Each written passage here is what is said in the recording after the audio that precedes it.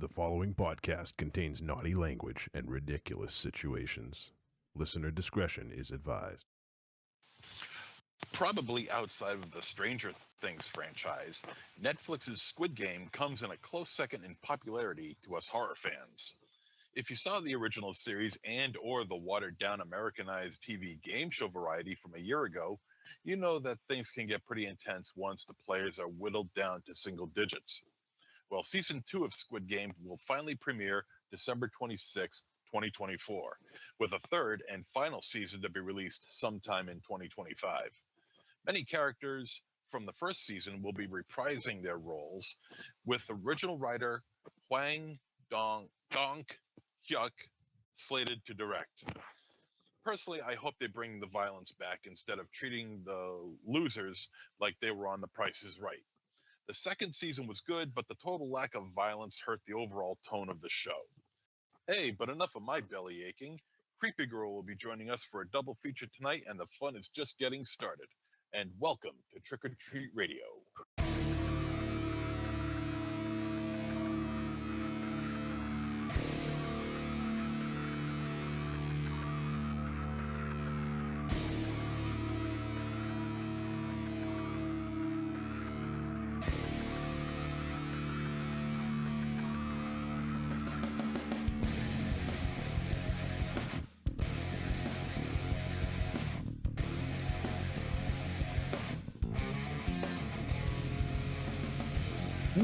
Welcome to episode 627 of Trick or Treat Radio. Trick or Treat Radio is the world's most dangerous podcast and is recorded in front of an undead studio audience here at Castle Wolfenstein. Also soon to be in the Lair of Lost Swag in the Raven Chateau, also Casa de -0, and from a fourth location for our Patreon takeover, we are joined by Creepy Girl. And Creepy Girl, I don't know if you want your location even mentioned. you might have some visitors, so let's not do that. But we are joined by Creepy Girl for her Patreon takeover, and we have a very uplifting show with two very, very uplifting films to talk about tonight. So Raven Chat will be joining us very shortly. But Creepy Girl, welcome, and welcome to the show, and for supporting us. We appreciate that. Please. And MZ, you have anything? You want to do an intro for Creepy Girl? Proper intro. A proper intro. Well, I wasn't prepared for this. I know. Let's see. I put you on the spot. Well, Yeah, you've known Creepy Girl a while. You can just talk. I do. Yeah. You guys met back on the Fangoria boards, right? Yes, that's right. And all right. So joining me from a friend from long ago, from many years, from the Fangoria boards, all the way to whatever the other boards were that turned away from Fangoria and turned into Fear Tracks, I think it was. Fear Tracks. Yep. And she's a horror fan through and through, so you gotta love it already. And she's pretty smart too, so you guys better watch yourselves. Say hello to Creepy Girl. There you go. Yes. So yeah, it's always awesome to have you on, Creepy Girl. Love having your opinion on films, and you definitely picked two interesting ones. Two that I'd sort of had my eyes on and I hadn't fully committed to, and then MZ said Creepy Girl wants to do Devil's Bath, so we put that one aside for you.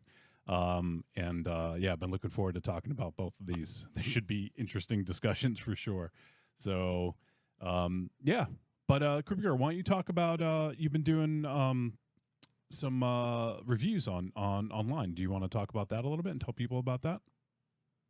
I've been doing the 99 days of horror, 99 days till Halloween, but I've just been doing like 99 movies from my collection. That's it. So I'm trying to just, there's a lot of young people. I do it mainly on TikTok, but I put it on Facebook and everything else. But there's a lot of younger people that do horror, and there's a lot of movies they haven't seen. So I'm trying to bring up the older films. And then when it's 31 days, I'll go back to doing my 31 movies I haven't watched yet. There you go. Yeah, that's awesome. I know MZ frequents TikTok. I feel like TikTok is one of the few things that makes me feel old because I just don't, I just can't do it. So for me, I just whenever I look at TikTok stuff, I'm like, yeah, I think that this is just not for me. But it is a very good outreach and does have a lot of younger folks. Do you find you get some traction on there? Do you get some people following your reviews as well? Yeah, I'm almost up to 2,000 followers. Wow. Like I can do lives and all that stuff. That's awesome. Which I've done a lot of that yet, but I'm trying to get more into it. They have a good community. Like people really become friends and, make connections on there. Just, talking about horror movies. Because I just love talking about horror movies and having people to talk to about it. Yeah, I think that's really awesome, and I'm glad you're getting some traction. I've seen a few of your reviews and definitely appreciate them. 99 is quite a lot. That is that's a big commitment. Do I have enough movies? But I have over 2,000 DVDs, and I know majority of them are horror. So I should have. Oh yeah, I have no doubt you have enough to do that. Oh, I was literally just about to introduce Raven Shadow, and he is not there. I got his camera all set up, and then I clicked back over just to make sure he was there, and of course he wasn't. Don't even bother. He'll introduce himself. That's what he'll do. He'll introduce himself. But you know what? Let's not even say anything. Let's see that. Like let's not acknowledge. Yeah, let's not acknowledge him. Okay. He'll hate it. That's like literally like the thing he hates the most. Well, I watch the her channel. Yeah. All the time. And I try, although if when she starts talking about films that we have yet to review, I try to stay clear of it. Like she did a review of The Coffee Table, and I stayed clear of it because because I had a feeling that sooner or later we were going to be talking about it. So I stay clear of that. I still give it my thumbs of approval, the big heart saying I like it. But all the other, the other reviews I'll watch, listen, gain some insight as to what she thinks of them, and I enjoy them immensely. I keep it short and sweet, and it just always amazes me how some movies, like certain people hate, and then other people love. Like Long Legs is a big controversy right now. Yeah. Have you guys reviewed that yet? No. These guys never get out to the theater, so we can't and to be honest, I've only been to the theater once in the last couple of years, but yeah, we don't do theatrical releases. When it hits VOD, definitely. Yeah, there's been a lot of controversy going on. There's many people that love it and say serious movie theater, and there's other people that are like, what was all that hype like that? Yeah, I didn't like it, but I mean, I don't know. It just amazes me because there's some people certain movies, like you like a lot of movies the same. So you think you have the same taste, but then there'll be a movie that'll come along that will just divide you. And like people get mad at each other for not liking it or saying that it was so great or saying that it was so bad. And it's like, it's just somebody's opinion. That's what makes it interesting. It would be weird if we just all liked and hated the same thing. That would be kind of boring. Yes, it would. Yeah. I totally. You gotta have diversity. I mean, that's what makes the world go round.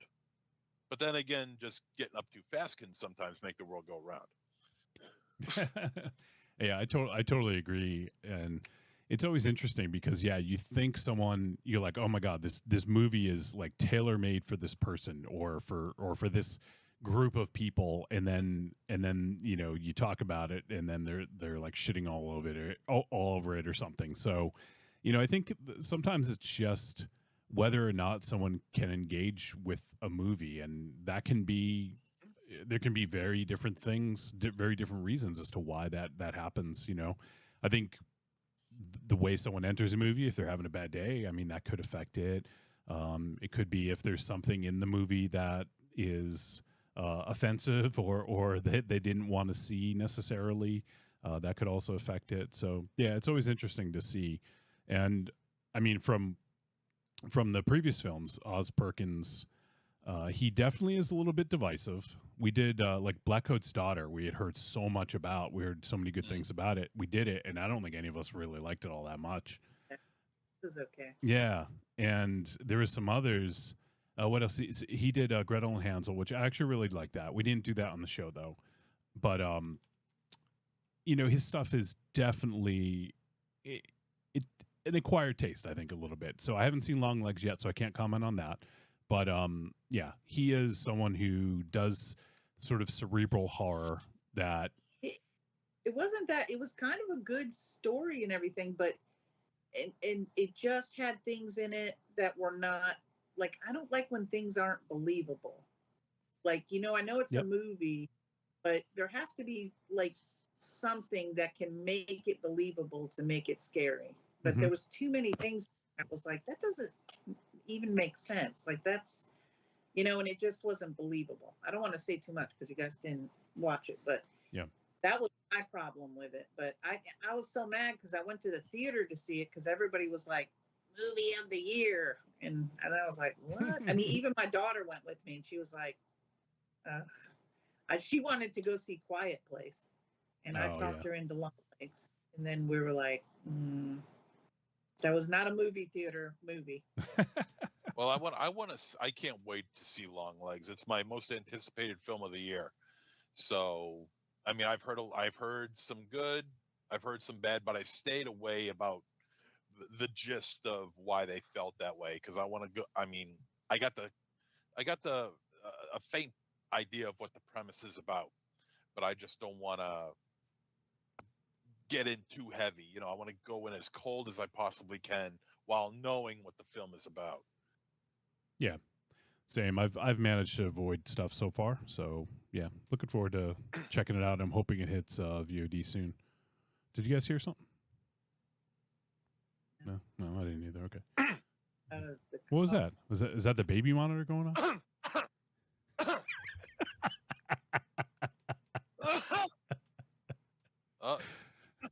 Oh, wait. He's actually there. Oh, that's funny because I tried to introduce him and he had stepped away. So he doesn't get an introduction. Yeah.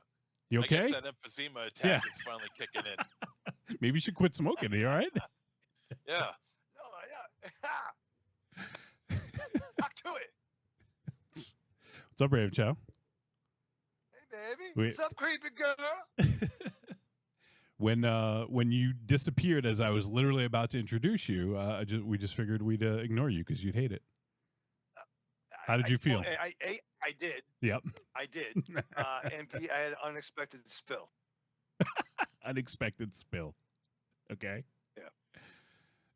So you get a napkin from the back. Yeah, I hate it when that happens. Yeah. Sucks. So, what's new, Raven Shadow? Besides spills? No, man. I'm in a fucking great mood. I'm looking forward to discuss two of the greatest comedies in the last couple of years. I'm really happy about what I've watched. But I'm actually more excited, despite the trauma. I'm very much excited about Creepy Girl hanging out with us, doing her thing. I came in. I enjoyed the fucking Death Race 2000 little reel gimmick earlier today. And I think she's killing it. I think she's killing it, like the fucking presentation and like and all that stuff. And like all that stuff. And all that stuff, dude. I'm trying to simply challenged like you, so you know. I have to show me stuff. Oh, you fucking challenged me today, fucking, and yesterday, fuck. I'll tell you that much. Well, she's doing the 99, you know, and I mean, hey, can either of you guys watch a horror movie every day for 99 days straight? Nope. I can barely watch it fucking Yeah, once one a a week. week Yeah, for fucking yeah. 12 years. When we do 2 a week, it just completely fucks him over. Yeah, right. Oh, I was Just look at him in Fuck. December. Yeah, he's a fucking train wreck. Me, I mean, but I'm the same as her. I watch horror movies all the time. I got back from work, watched The Invisible Man, the Universal Monsters classic. Oh, look at you. Yeah, not the Kevin Bacon joint when he went I have. from You know what? Hollow I have Man? not rapist seen that. in 20 minutes. I have not seen that yet. I have not. I've heard great. You've never seen great. You've never seen Hollow Man? No, not Hollow Man. Oh, The Hollow Invisible Man. Man. Oh, I'm sorry. Raven Chat was talking about Oh Hollow no, Man. Hollow Man I've seen. No, I'm talking about The Invisible Man, the remake that came out a few years ago. Yeah, yeah. I still have yet to see that, although I have heard fantastic things about it. I think Lee Winnell directed that one. Wait, with Chevy Chase? What? What? Wasn't he the Invisible Man? Diary of the Invisible Man? No, with that Chevy was Chase John and Daryl Hannah? Carpenter. Memoirs of an Invisible Man with John Carpenter. That was with Daryl Hannah and Chevy Chase. Dr. Grant Demento. from damn it, Sam Neill. I feel it was Chevy Chase. It was Chevy Chase, Daryl Creepy Hannah, girl. You see how Sam fucking Neill. rough it is? Okay. No, you're right. But that's Memoirs of an Invisible Man, 1993. The John Carpenter joint. Yeah, so Lee Winnell, yeah, he did direct The Invisible Man from 2020. Lee I Winnell still got to see that. He also did that movie Upgrade that we did a few years ago. If you guys remember that one. I remember that movie. Oh. Insidious Chapter. People are still talking about that movie. Every now and again on my Facebook feed, somebody will say, "Hey, I'm watching Upgrade." Hey, and I'm like, "Yeah, good. It was a good movie." Get this, he's got 3 movies in various states of production. Actually, 2 movies and a TV series. There's an Upgrade TV series, and Yeah, I heard about that. and he's also directing The Wolfman for coming out 2025, and The Green Hornet and Kato, Raven Shadow. Wait, what? The Green Hornet As a and TV Kato. show? No, it was a movie. Kato That's makes cool. Pink Panther movies. I've Did you ever see the Pink Panther movies? I haven't seen too many Hamburger? of them. I've seen the hamburger. We do But he like a has hamburger. Hamburger. Snakes hide and attack him, and he's called Kato. Oh. It was his Kato.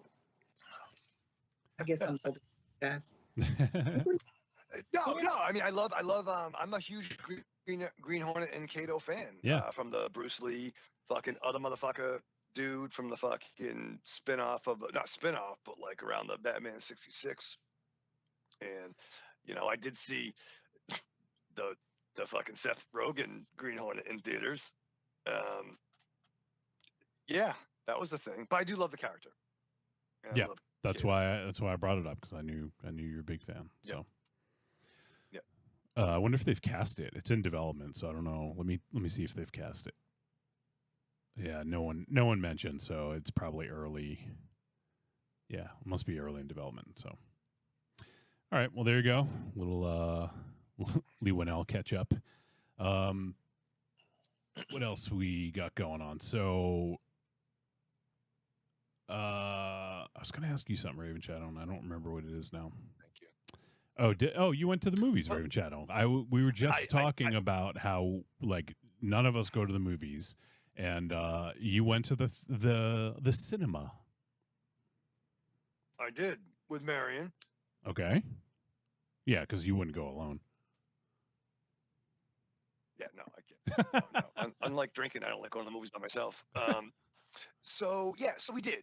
We did go to the theater. I was off to burn some earned time in real time this week, and we saw Deadpool and Wolverine. And I will say that I fucking adored this movie. Of course you did. No, it's not. Of course, like it really was really fucking good. It had passion, a plucky spirit. It was violent as fuck. and even oddly fucking moving at times. Like I'm not saying there wasn't some tears. Was there At some points. movement? There was some movement. Yeah. Oh yeah. Oh yeah. And I just got to try to get all my happiness out of the way now because that will fucking literally change once we discuss these films. But I thoroughly enjoyed it. If I was able to avoid a lot of the stuff, but it was really good. I mean, really, aside from full frontal nudity, this had a very hard R rating. You love and male frontal nudity. I love all frontal nudity. You're an equal I do. opportunity full frontal. Yeah, it's like you know what? I might not want broccoli on my plate, but I'm glad it's there for those who enjoy it. You know what I'm saying? You just like fucking toss it off to the side of the table. I agree. I'm 100% on Raven Shadow's side on this. Not enough full frontal nudity in films nowadays. It needs to be more. Yeah. Needs to And be if you're gonna show the D, have the D at full power. Like I would think, right? Why? Give everyone something. Why you're always about the full power thing? Well, let's ask. Yeah. I mean, I don't want to put her on the spot, but maybe we'll ask Creepy Girl. We'll make it fucking weird, but sure. If there is male full frontal, do you care if it's full power or not?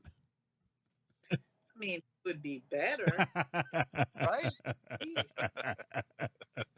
So, hey, Raven Chow, maybe your assumption is, maybe your thoughts on that are legitimate. Well, I would think so. Like, I mean, like, might make you feel worse like, about yourself, though. Yeah, you want to see what you're working with there, right? It's like, oh, great. It's fucking who's the fucking guy with the fucking officer and the gentleman? Richard Gere. Richard Gere. the guy with the officer and the gentleman. I was gonna say Louis Gossett Jr., but yeah. Oh, fucking. You want to shoot fucking Lou Gossett nude? You're gonna fucking need a long lens. You know what I mean? Like, but like. You know what I mean? Like, you see fucking Richard Gere's deal in that picture. He looks like a fucking baby robin trying to get fucking, in a fucking nest. That ain't sexy. You want what do you want him to fucking, be like? Long Dong Silver? Yeah. Yeah, real deal Holyfield. You want to fucking rum. You know what I mean? It's funny. The original name for the movie Long Legs was originally Long Dong Legs, but they cut that part out. It didn't test well. Didn't test well in the focus test in the Midwest or Middle East. Yeah. But no, so we saw the Deadpool and the Wolverine, and but here's the thing though, and I say had a smile on my face the entire 2-hour run time. Like literally, like after like an elongated like 15-minute exposition, it just fucking went and totally popped for all of it. So I highly recommend, if you can see it, avoid spoilers, but it was so much fun. What wasn't fun was every single experience getting to our seats. Oh my God. You have so much trouble getting to the destination. Yeah. Dude, you don't has no trouble getting a table, but has trouble getting chairs. Well, like, that whole fucking thing about the Celtics game ruining your experience, and now you can't get to your movie theater seats. Let me try to truncate it. Speaking of cocks, but let me try to truncate it real quick. So we get there. I go to fucking Rendezvous at Marion's, and we drive to the fucking theater. It gives us a 20-minute fucking window right before the film starts for a 3:35 p.m. show Monday. Okay, weekend's over. What do you mean it gives you a 20-minute window? To drive from Marion's house to the theater. Okay, gotcha. Okay. I thought you were saying you bought the tickets and you had a 20-minute window to go see it or something. Well, that's going to be fucking part of the fucking story. Okay, gotcha. So I go to Marion's house. We drive there. And you guys know our big theater in our area, right?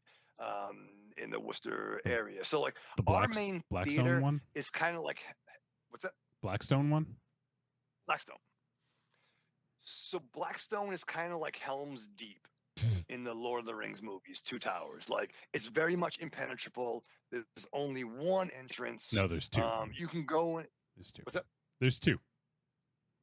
No, but you can go into it actually three ways, but there's only one road leading up to it. I see what he means. Okay, Continue. gotcha. Yeah, okay. Right. So we're coming back from the Auburn, and no one will fucking know this except us and like Double D. But like, we're coming down the Auburn exit, past the McDonald's, and take that little side road, and there's a fucking detour, except for local traffic. And I go to Marion, well, it's fine. It's raining. No one's working, and I'm a local because I'm from here, and my parents still live here. So why don't we just fucking drive down local there? yokel. Yeah, I'm a local yokel traffic. So we don't do that, and we take the fucking detour. And the detour literally takes us around the entire town, past my fucking high school, my middle school, fucking old school routes, right? And then we can get there fine. So now it's fucking 3:33. I get there, and I'm old school. I want to buy my tickets at the fucking Reg. That's how I do. You know what I mean? Then the fucking, oh, sorry, even before that, looking for the fucking tickets, right? There's the fucking big fucking deluxe fucking options, right? Where you got to fucking cash in your 401k to get a soft seat. I hate that shit, dude. You sound like such an old man right now. This is fucking I know. hilarious. It's gonna get worse. I feel like fucking like Clint Eastwood and Gran Torino, except all that other stuff. But okay. But like, so I go ahead. No, I was saying okay. I was agreeing with what you just said. Right. There's the super deluxe seats where, like, you know what? I got two leather couches. If I want super deluxe seats, I'm gonna sit at my fucking house, dude. You know what I mean? I don't need a fucking lobster tail dinner watching fucking Deadpool and fucking Wolverine. So okay, now the next times. Now it's fucking 3D. What the fuck? I already wear glasses. I'm not wearing shit over my shit. Then I scroll down to real people fucking times. Fine. Then to now. That, the detour. I'm sorry, creepy girl. Then we finally get there. Jesus. I confused the person because I had cash. You're such an old man. I can't believe this. This I just can't believe what I'm listening to. Because I have cash. Well, it's good. Yeah, and I get a little upset because I'm like, "You want cash or credit?" I'm like, "No, cash. I'm holding the cash." God. And they're confused, and I'm like, "I just want this moment to end." But then pick your seats, and I get fucking anxiety over that. Like, how do I know where I want to sit until I'm there? You can look at a fucking map and just say, you know what? I want to sit in the middle, or I want to sit in this row. I'm not fucking Lewis and Clark, dog. I don't need to fucking find the fucking goal. I just want to be able to sit and assess the situation. But that's not the way it is anymore. That's not the way it is anymore. Well, stupid. You book your seats ahead of time now in most theaters. Yeah. Either that or else get there before everybody else. Miss the detour. I would if there was the fucking detour. See, this is the problem, Ray Michelle. You blame everyone else. You blame the detour. Still, listen, fine. So then fine. I get anxiety. I'm like, Marion, we like the aisles. She made the aisles work, so fine. But like, what Wait, you sit near the aisle? Why don't you sit in the middle? No, bro. No. Always aisle, like that? dog. Always Why? Why? So you can fucking run if you need to? Well, first of all, yes. And also you get to sit in the back so that nobody's behind you, right? Almost. Yes. But here's the thing. I like the aisle seat because what if I have to, these movies are fucking 3 hours fucking long. You said it's 2 hours.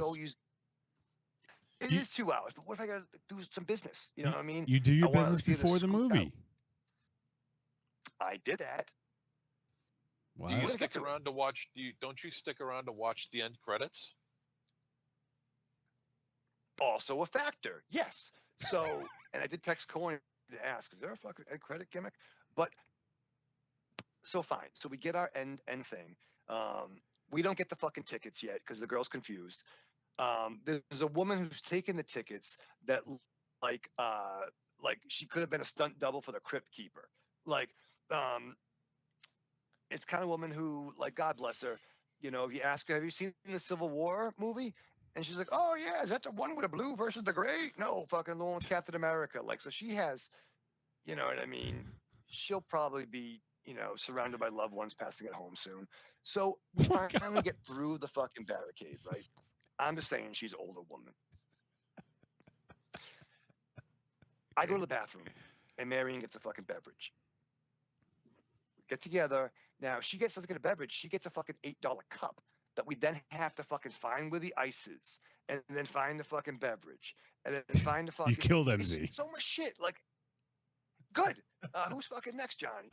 But no, it's so much. Like, you would think if we had to fucking do the work, you'd make that $7, $8 Coke $4. You do the work? Which lid do we get? Yeah. So she buys a cup, and then we can find the beverage. You got to find the ice. It's very space age over there. I don't know. I just liked being able to like give some money, and we get all our treats. Give us your treats. Then we go to our seat, right? treats. Then we go a chocolate treats. So we go to the seat, and like, and Marion's like, oh, what if we just sit here? I'm like, well, no, we picked our seats. We have to sit. So we're locked into these fucking seats. And now the fucking seats move back now. They just fucking all moving fucking back. Old man yelling at the clouds. I'd like to Yeah. personally apologize to Creepy Girl and to Yeah. our listeners. You are the youngest out of all of us, and you act the oldest.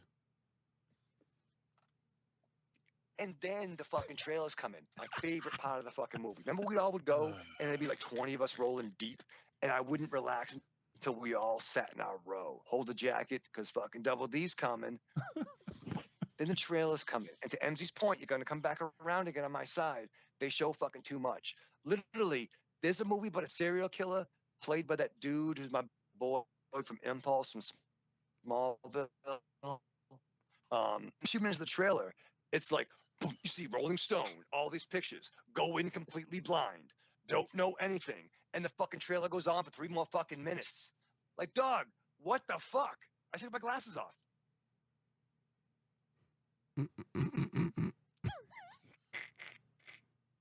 So Are we now I done? gotta pee again.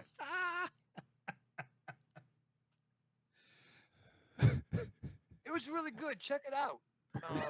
I got a avoid migraine. detours, and you're out. Did you give the theater But experience get up 5 at 10. stars? Oh, no, fuck the fucking theater experience. Holy shit. But it was a fun movie. It just goes to show It was you, really like, fucking good. legit, when was the last time you went to the theater? Probably either Doctor 1984? Strange in the Mouth of Madness, or not in the Mouth of Madness. When did From Dusk Till Dawn come out? 96. No, probably Yeah, either the mid-90s. Spidey gimmick or Doctor Strange Multiverse of Madness. Probably. You sure you don't mean Doctor Strangelove? It's that's a strange stuff. Yeah, we can't fight in here. It's the war room. It's just exhausting. It was a lot of shit at once. A lot of shit at once. My God. Fine. Maybe I'm the minority. I'm the minority. Creepy I'm Girl, sorry. now do you know why we don't do movies in theaters?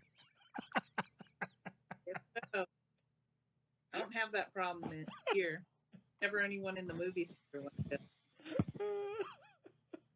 Well, you got to figure he went. What was it? Opening weekend for this movie, and every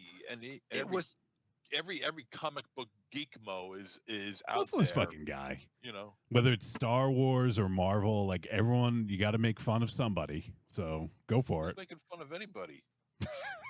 Who's making fun of anybody? Of anybody? You. I'm a geekmo when it comes to horror films. We're all geeks. You know.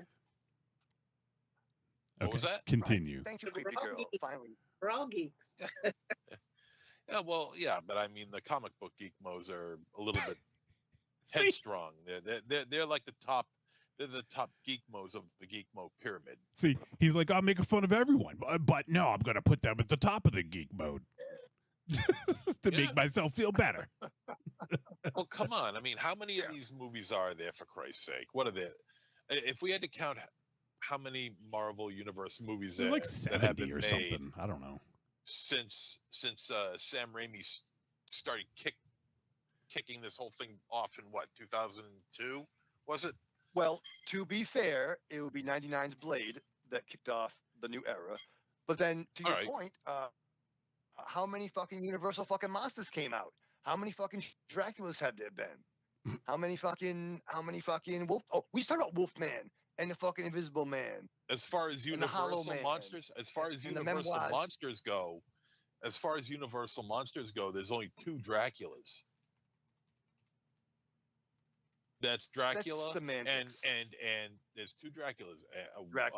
Dracula and no, actually that's not entirely true. That's not entirely true. There are a few, but there's Dracula, there's Sons of Dracula, there's the Brides of Dracula. So here, let me just throw out some numbers here. I found the list. There are 83 films Universal Pictures made between 1931 and 1960 that belong to their legacy of horror and monster pictures.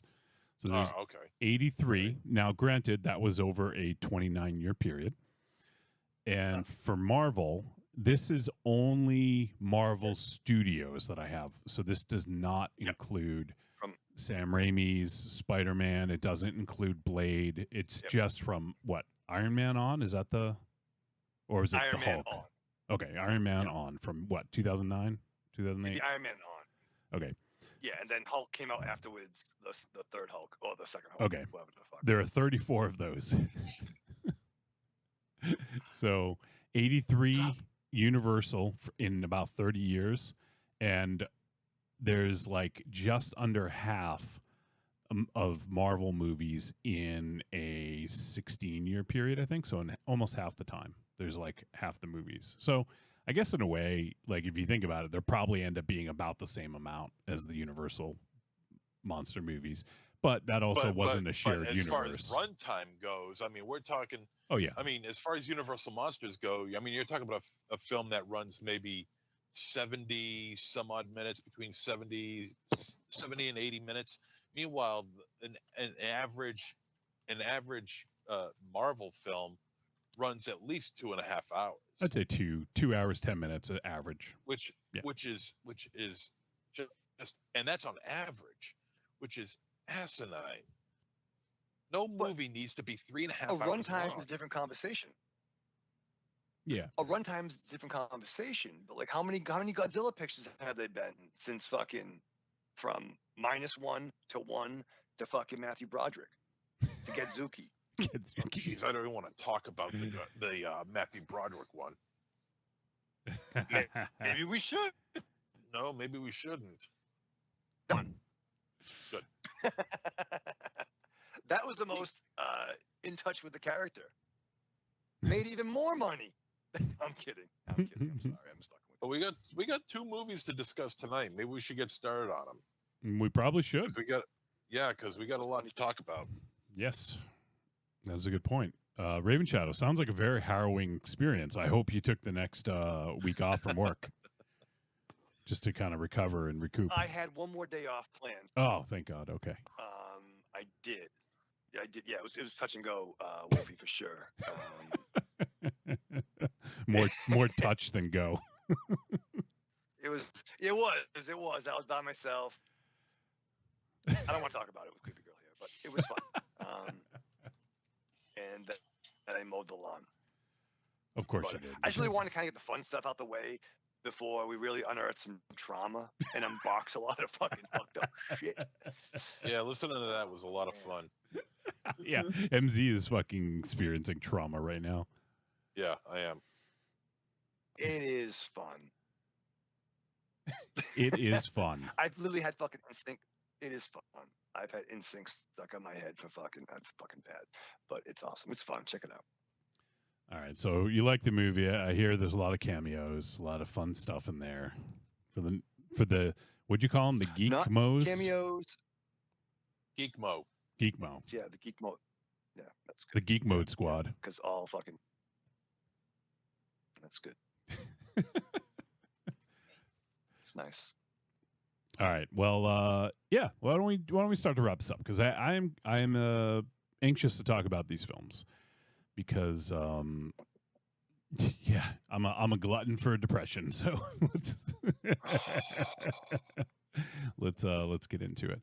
So if you guys want to support the show, this show here is a Patreon takeover, and that is because Creepy Girl is an amazing supporter and has been supporting the show for a very long time and has been just a friend to us for a very long time. So we can't thank you enough for all your support, Creepy Girl, and all your contributions to the show and everything. It's beyond words as to what we could say.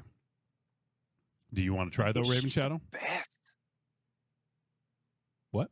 Well, I'm not really good at speaking publicly, but what?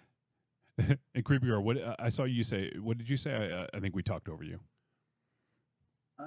Gosh, I just forgot what I said. Oh, that's all right. You know what? Actually, let me check in the chat room because there was some comments about Creepy Girl's her background there. So let's see. Sweet Chuck's Antiques, our pal is hanging out, and he says, "Hey, Creepy Girl." Tim Chuma, Tim from Melbourne says, "Hello, Bumbaloo." And Sweet Chuck's Antique says, "I love what you're doing for the next." Digger. What? Pay no attention What to the him. Just Is he like frozen? What is he Just- doing? All right. what? Wolfie, just say what you're Sweet supposed Chuck's to say. Antique says, "I love what you're doing for the next generation, Creepy Girl. That's awesome." That was referring to your TikTok reviews.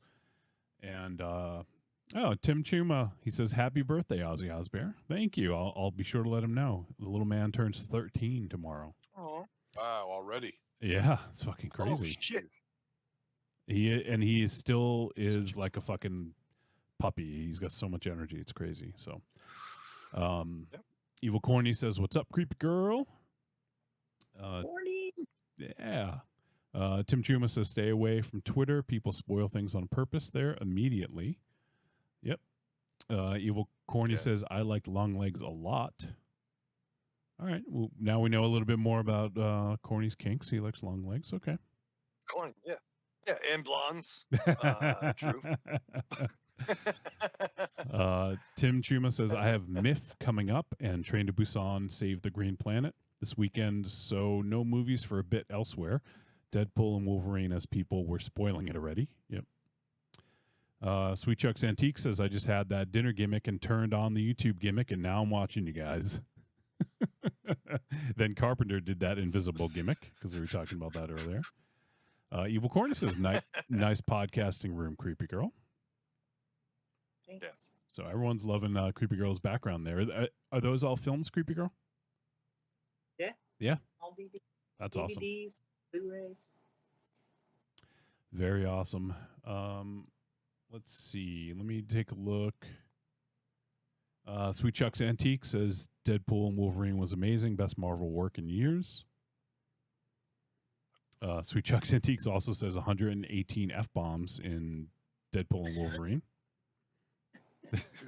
There's a lot. Yep. It was a lot. He says, "Creepy Girl is a sister."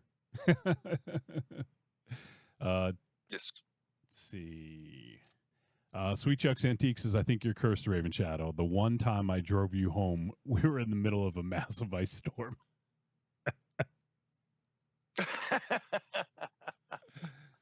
Oh, I know. Thank goodness I wasn't driving. Evil Corny says, "I feel superior with my AMC Yeah. A-list membership." Wow. Yeah, Evil Corny's he's Does an that save you from fucking detours too? he's an A-lister. Yeah, saves you from detours. Ghetto Tim's hanging out. "What's up, Ghetto Tim?" And he says, "Holy shit, Raven Shadow turned into Larry fucking David." Evil Corny talks about having heated and reclining seats in his theater.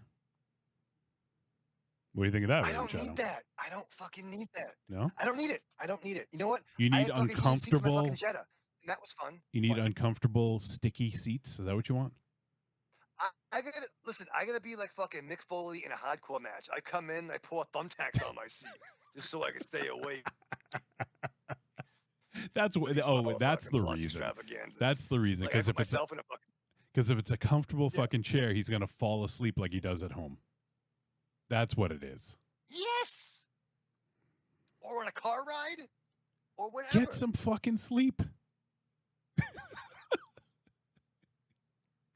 I do, but I'm just fucking, I don't need it to be that fucking comfortable, man. I like things should still be a little hurt. Yeah. You know what I mean? You shouldn't be that fucking comfortable.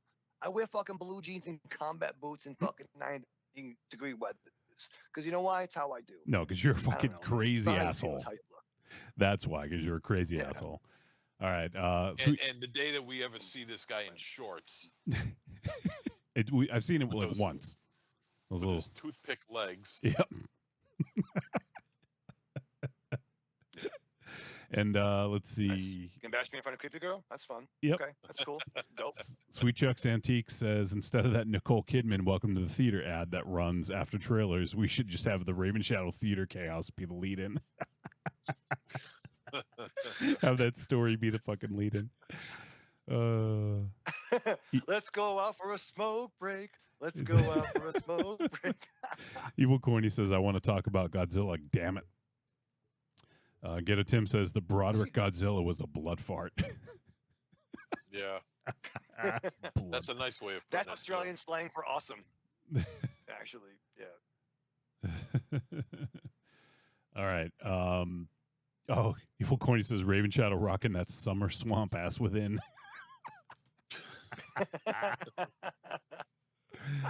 Oh, and Joshua Libre on YouTube says, great movie collection room, Creepy Girl. Everyone's loving the room, Creepy Girl. Thanks.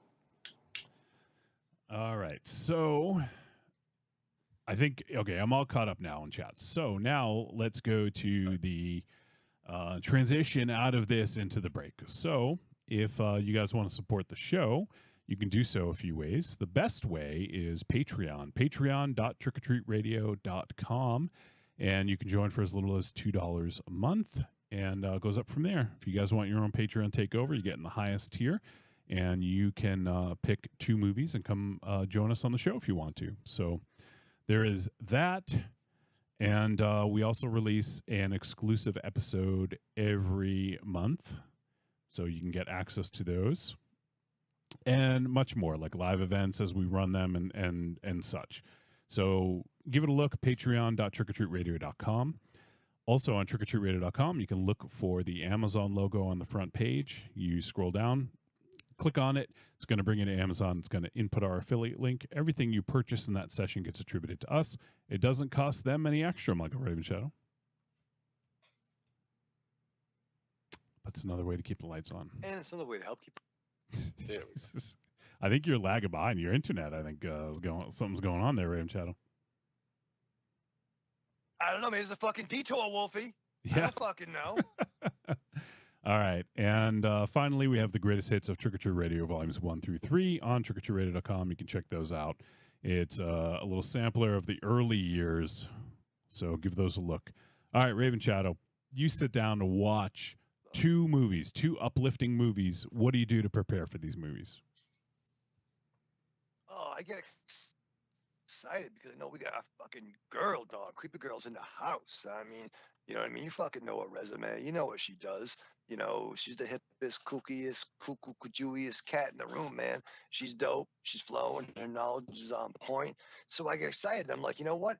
She's going to hang out with us.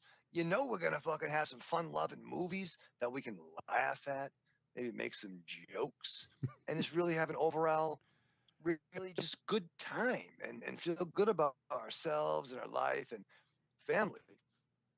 So you better believe in preparation. I only felt a little bit of precipitation. It might have been a weather, but you better believe I strapped on. Greetings! We are the Retro Reductopus Cephala Podcast, the bi-weekly show that celebrates all the things that made growing up awesome. He's right. We wax philosophic about lots of geeky crap like old video games and movies, toys, cartoons. I don't know, help me out here. Music, pants, Quoting video games that don't have dialogues, shabibans, tasty news, Unnecessarily long Japanese onomatopoeia. butt breathers, Uncomfortable nature facts. or how to install a thermoflange. And unlike all those other podcasts, we at Retro Redoctopus have an exciting rotating host schedule. Do we? We sure do. So, if you didn't like the guy flapping his gums this week, Like me. worry not, gentle listener. Next week, we'll have a whole new host. Of problems. Hey, they might still suck, but they'll suck differently. And you know what's really cool? Retro Reductopus is part of the Inebriard Podcast Network, with new episodes out every Tentacle Tuesday. Which is like every other Tuesday. We named it. Anyways, you can listen to us at iTunes, Google Play, Spotify, Thank you Stitcher, guys or for having me simply tap on. It's a blast. You guys are awesome. Thank you so much. And, Trick or Treat Radio, man. That's where it's at. That's the new Fangoria Radio is Trick or Treat Radio. Don't say that. That's like, you really put us under. It's like swearing in church. I You don't just jinxed us. Yeah. you put a lot on our shoulders just now. Well, we can strive for You greatness. guys are awesome. Yeah, you really just are. You say got a that again great slowly. show. You go through your week with the same old routine. What you really want is some blood and thunder in your life. Well, friend, you found it. The Cromcast is an adventurous journey through the history of two-fisted pulp stories With your host, John, Josh, and Luke. we have action, horror, An adventure, all through the lens of pulp luminary Robert E. Howard. Don't just stay in your ordinary life. find your pulp life at thecromcast.blogspot.com. The Cromcast, The Cromcast. The Cromcast! a podcast for the barbarian at heart.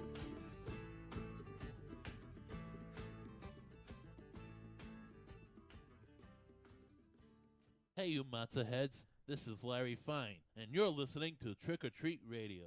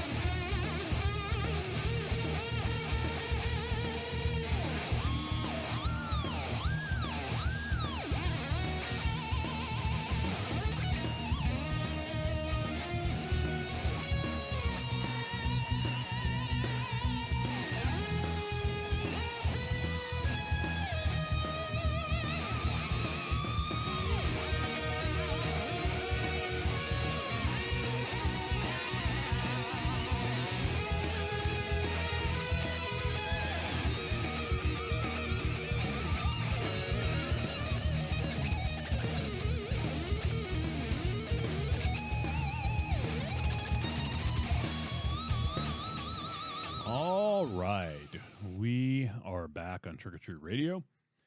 And it's time to talk about our first movie of the night. And we're going to kick things off with The Devil's Bath, this film from 2024. It is not rated. It is 2 hours, 1 minute. It is a folk horror, period drama, history horror thriller, according to IMDb. And it is written and directed by Severin Fiala and Veronica Franz. And the film stars Anya Plaschke, or Plaschk, I'm not sure how to pronounce her last name, Maria Hofstetter, David Scheid, Tim Alberti, Natalia Baranova, Franziska Holzer, and Elmar Kurz.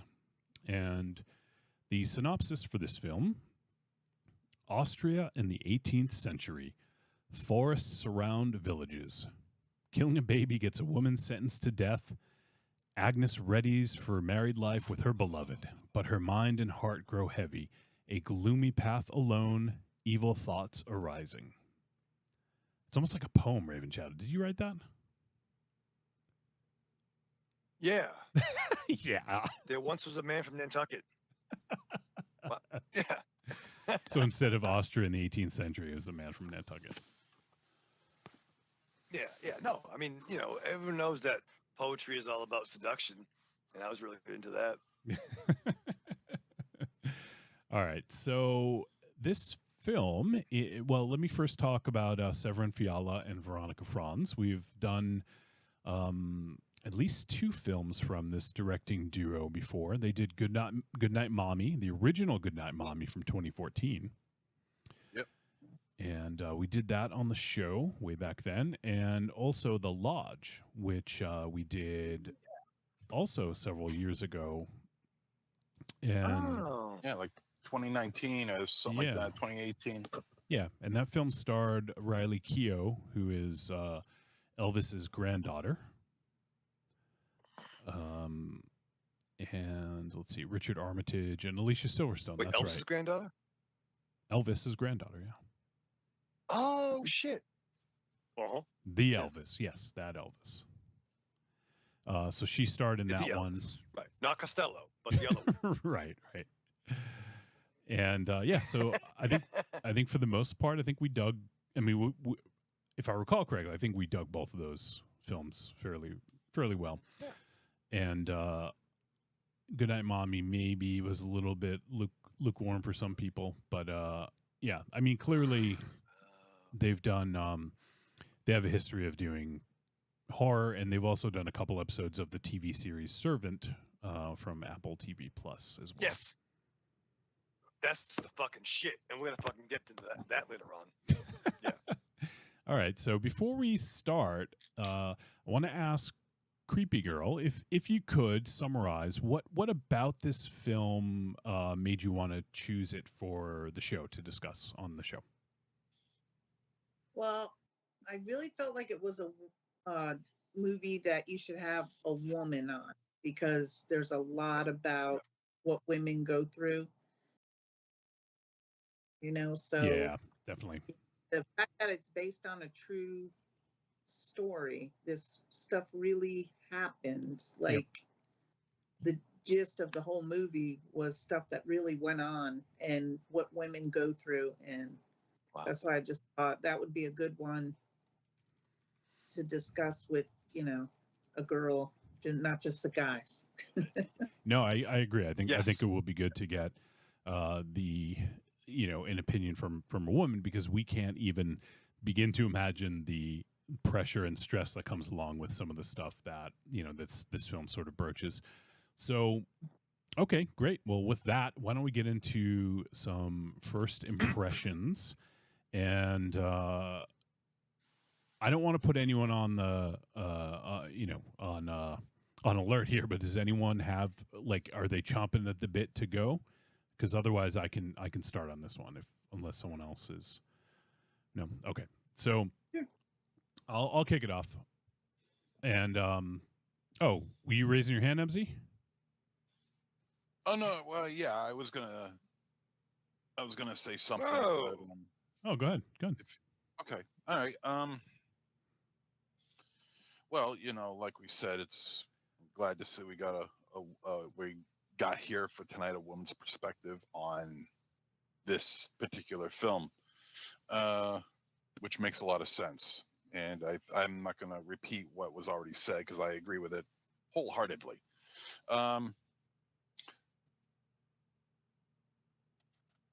What I like about these kind of films is the fact that they're based off of true documents. Yep. Now, whether it follows it faithfully, we'll get into that. But to be perfectly honest with you, even if it doesn't, how are we to know? They got the stories. I mean, I guess you could look it up on the internet, so I guess that doesn't really matter. But and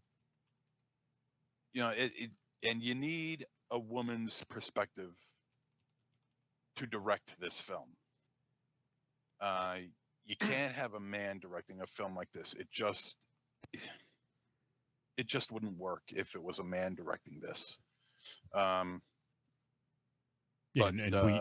and it's interesting because it is a a male and female directing duo, so you get both. Oh yeah, that's right. That's right. You're right. Okay, so all right, well then that helps even better. Because if you got the male-female directing duo, then what you have is both perspectives, one from the protagonist as well as one from the antagonist, one from who is victimized and one that is purely not understanding the hell, the torture that this poor girl Agnes is going through. So you're going to get both.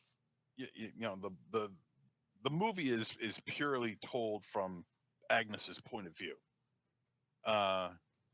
So when we have the rest of the family, the mother-in-law, the husband, and the town folk who feel like she's some sort of a pariah, you know, you get their perspective as well, and it's equally strong, you know.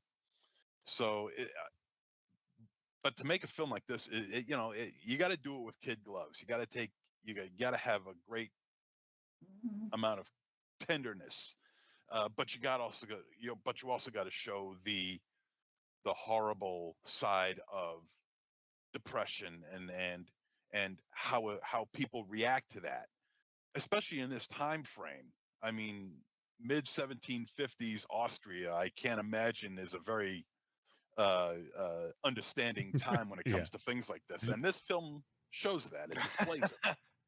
You know, so yeah, they were very open to fun and new ideas and really branching yeah, they out were open-minded. Yeah, they were an open-minded bunch, weren't they? Yeah. But you know, it really kicks off when they went down the line. What the fuck? But yeah, that's it's a hard watch, but I think it's a very necessary watch. All right. So I'll give my impression. I agree with that. I think in a sense, this film. I know.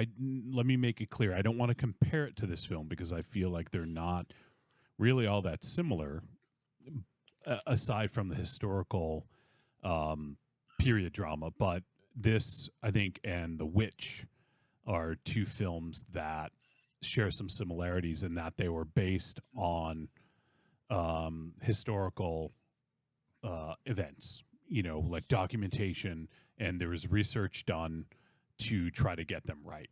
So in that sense, it takes a look at the old world, so to speak, and gives you a snapshot of what that was like for some of these people, at least what they were going through and some of the horrors and kind of real life things they would have experienced.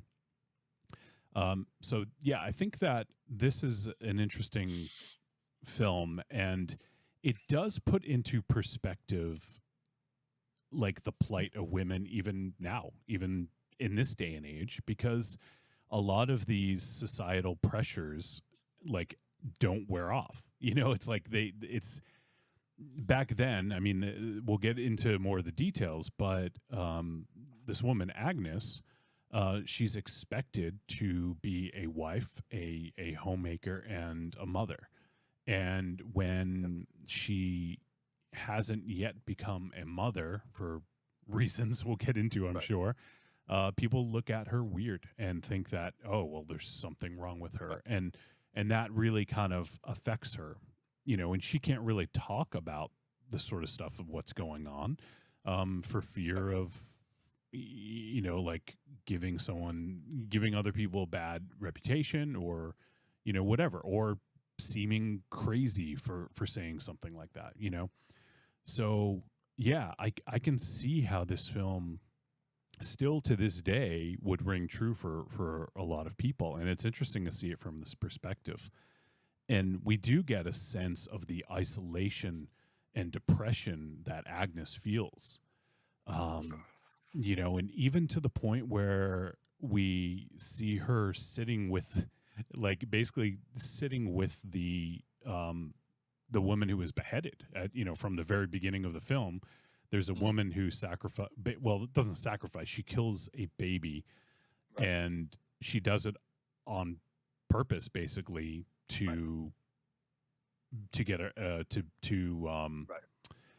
trying to. I don't want to say too much, but she does it on purpose, and kind of towards the end, there's almost like a reveal where the end sort of gives you a little bit more insight. So I don't want to talk about that yet, but that happened at the very beginning, and it was sort of a foreshadow for Agnes's situation.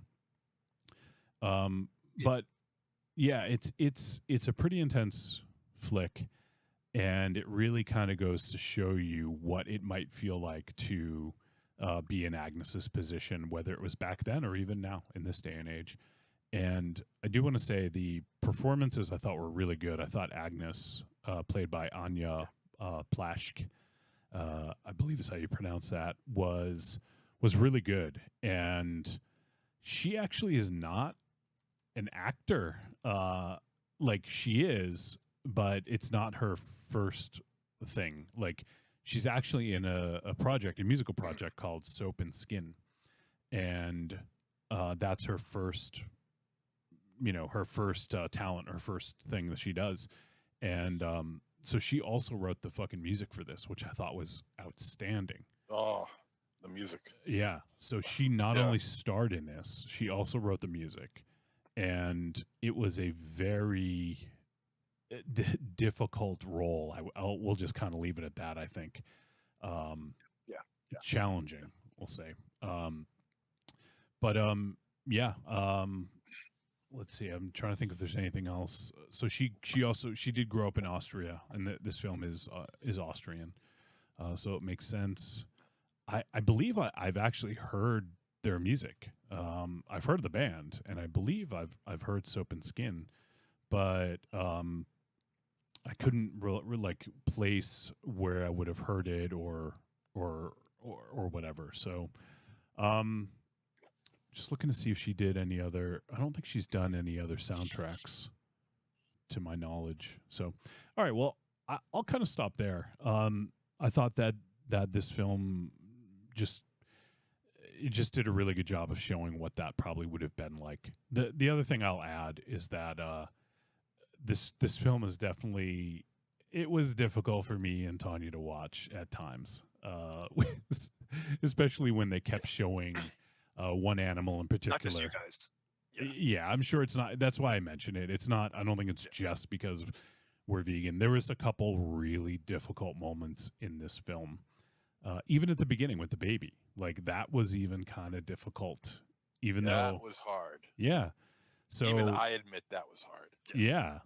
Oh man, like this is the fucking episode. If you're into child violence, this is the episode for you. There's some infanticide.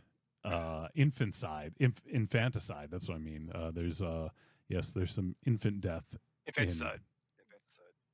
Yeah, in these films. So, all right, that's kind of my first impression. So, Raven Shadow, do you have anything else to add about this?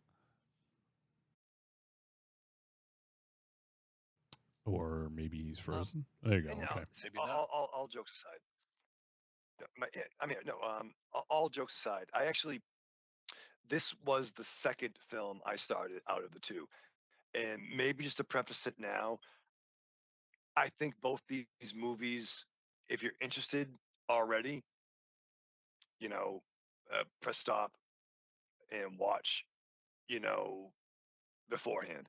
I'm not sure how far we're going to go into it, but it definitely, I think, will help if you haven't seen these films, if you have an interest in these. Now, I watched the other film, the tablecloth. No, table. What's it called? The coffee table.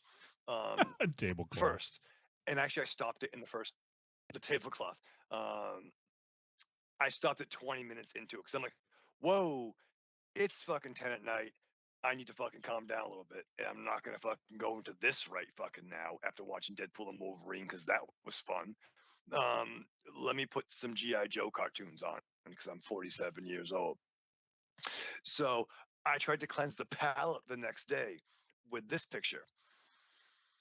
Oh, not helping at all. Nope. And then that's where it clicked, where I kind of got it was like, like, I'm going to quote, the great Charles Bukowski. I'm going to modify it. We're like, it's not that I hate babies or kids.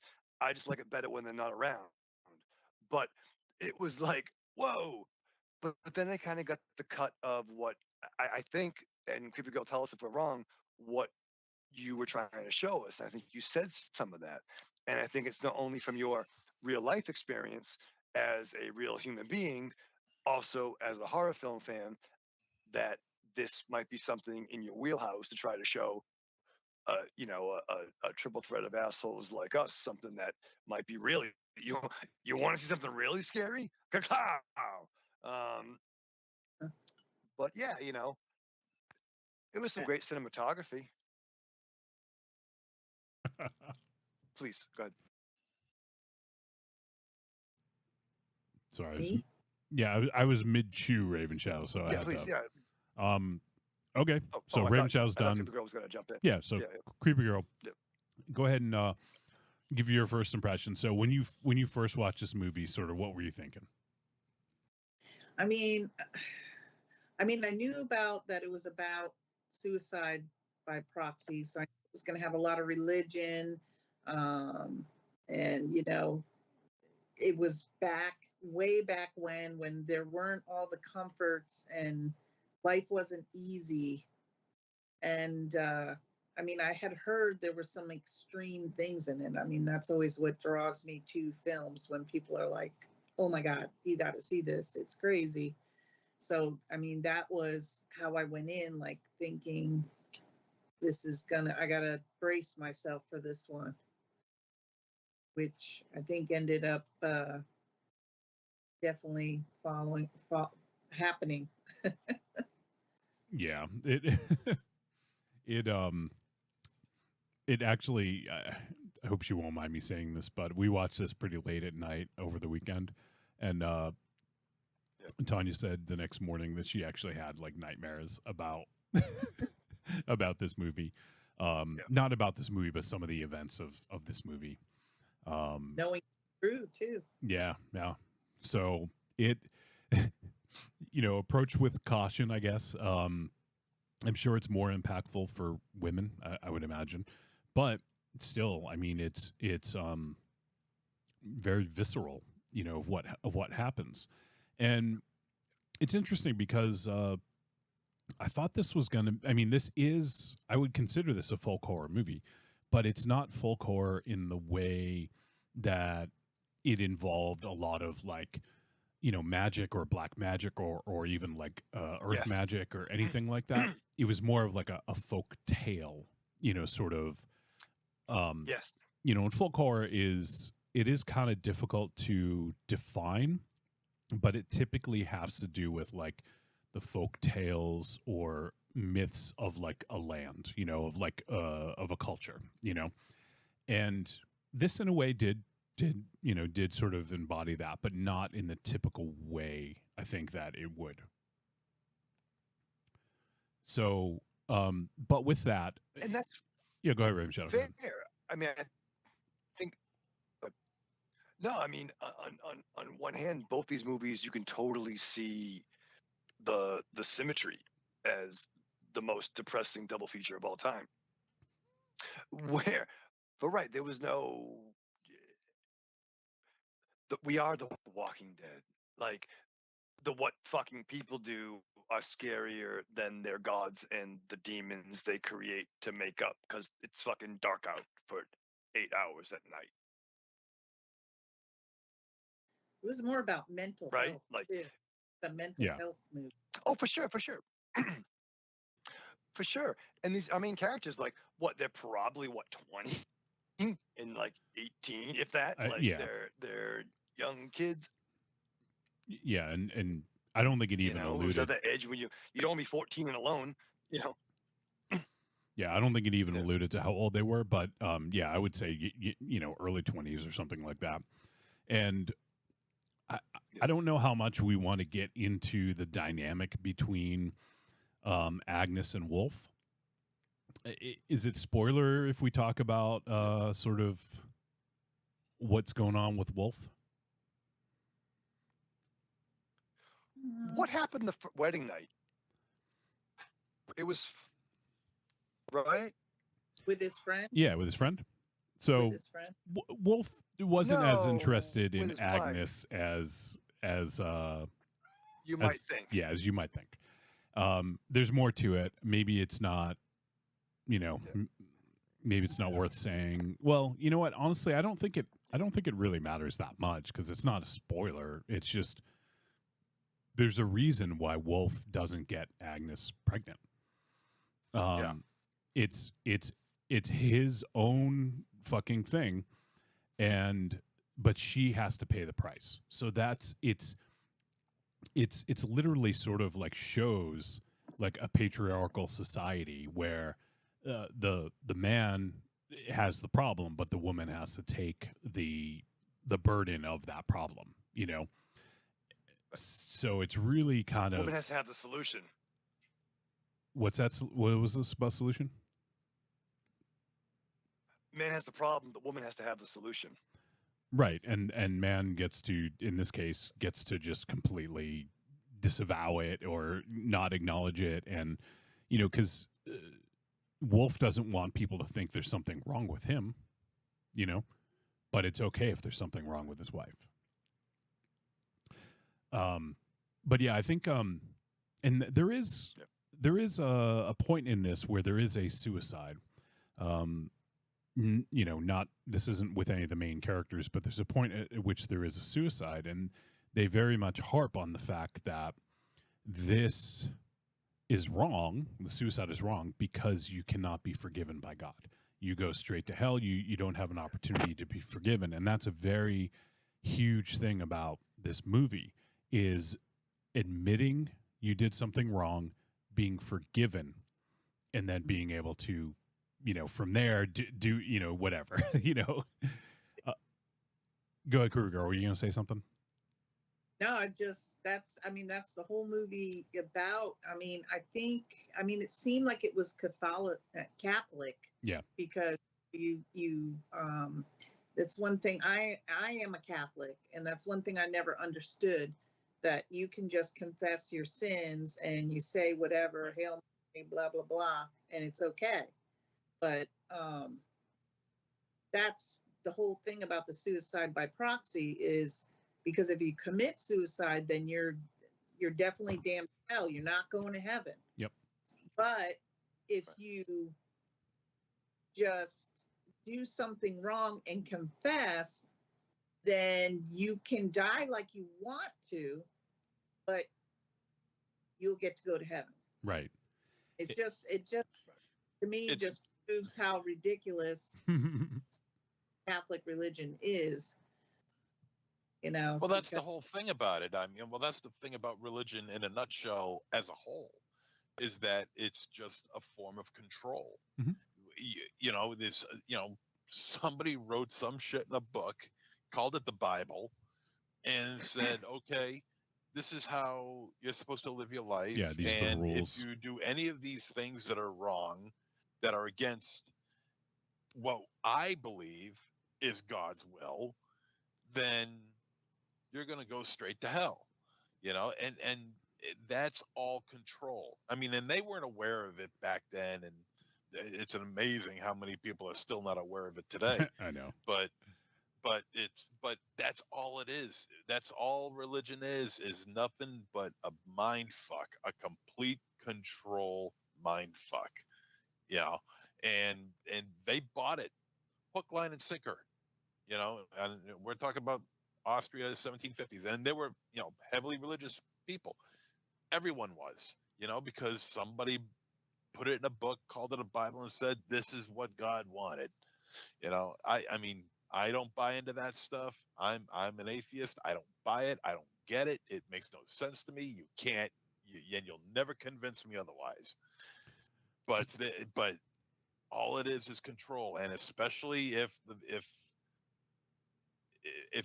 the man says, well, the Bible says I got to control you, meaning the woman, the wife, or whatever. You know, and you got to do these things, because there's even a scene in the film in which the mother-in-law says, you got to cook for your man. Right. The Lord demands that you cook for your man, or something like that. I'm paraphrasing, but she says something on the idea that you have to cook for your man to appease the Lord. Mm-hmm. And I'm thinking to myself, my Be home on God, time. what a bunch of fucking bullshit that is. when people get married. They say you have to obey and all that stuff. Well, I think they took obey out now. I think obey is out. Folk world now, but But the rest of the stuff is in there. You know what? And this is no commentary on anyone or anything like that. But your brother's wedding, MZ, I know was where you're going. Roman Catholic. Your brother's wedding was a Roman Catholic wedding, and it had, it said obey, like, and I was like, I didn't grow up, I grew up Jewish, and I went to Hebrew school until like second grade, and I was like, Mom, I don't feel like doing this anymore. She's like, okay, you don't have to go, and that was it for me with religion, So I didn't really know much about Christianity There or was the line Catholicism. that we all looked at. There was the line, and once again, it's no indictment. It's just we were there. But the line was like, take her home, wash her, bathe her. Yep. Like, whoa, that's fucked up. Like, it was like, and you will cook and clean for the man, and like all this. Yeah. It's weird. I mean, it's all part of the patriarchy, It's gobbledygook, man. It's all just bullshit. One big steaming pile of bullshit. well, I don't think all religion is bullshit. I mean, I think I'm a Christian. I just don't believe in. I think, like, if you ever saw the movie Stigmata, it's like religion was created by man, and to profit from and all that stuff. But if you just go into religion just believing there's a higher power and there's certain standards you should uphold, I mean, that's the kind of Christian I am. I'm not like, I don't believe I don't believe I can just confess and then it's going to be okay. I don't believe that, but I still think like the 10 Commandments are pretty good rules to follow. I mean, but there's also a morality. There's a morality involved in all of those. Okay, there's moralities involved in all those commandments. So it has nothing to do with whether or not some omnipotent being that lives in the sky who watches everything we do every minute of every day. It's just a morality thing, what you think is best, what should I kill this person or shouldn't I kill this person? You know what? I think I won't, because of the morals involved. In spite of what you guys might think, for as long as you guys have known me, I do have morals. Very believe it or not, very thin moral fiber, but it's there. It's razor thin. Where? It's there. I do want to call out. I feel like somebody replaced Montezero tonight. What's going on here? Like, he's actually saying some poignant things. Let me be clear. If religion works for somebody, that's fucking awesome. Like, as long as you keep your happiness to yourself and don't try to, not keep it to yourself, but don't try to affect other people's happiness. If something makes someone else happy, you should not try to take that away from them, unless they're breaking the law. And in that case, call the fucking cops, okay? And then they'll handle it. But you know what? Like, if someone wants to be gay, let them fucking be gay. If someone is gay, or if someone is trans or whatever, like, do not affect other people's happiness if it doesn't hurt you or others. So that's really, religion is totally fine. There are definitely, as MZ said, there are some moral things in there that work for some people. But if you think that book was like written as a true thing that actually happened, all of this is true, there are so many hypocritical things in there that contradict each other. And it is not a story of nonfiction. It was a book that was maybe loosely based on some events, and then people took it as gospel, that this is the way it is. Like, can someone please explain to me? Jesus was fucking Jewish. Like, that's the thing. And the thing, like, the other thing about this, I know this, I did not do the research. I am like very much saying like Tanya knows all about. She actually was very Christian when she was young, and then did a complete 180. That's her story to tell. It's not mine. But so she knows a lot about religion, and she studies it like religiously, which is funny. But there's even the like when Jesus, if Jesus was a real person, if Jesus, when he said, the line about was it I don't even know the line because I've never read the Bible, but he basically was trying to tell people that we're our own gods. Like he wasn't saying he is the God, that God is in all of us. And it's basically finding enlightenment or whatever works for you to get to a certain place. But this was fucking bastardized to be he is the God and he sacrificed himself for all of you. So you need to fucking, do the right thing for Jesus because that's what he would want. And that is the part that's bullshit, So that men did that. I Yeah. don't think that was. I think no. well, Yeah, no, you're right, creepy girl. right.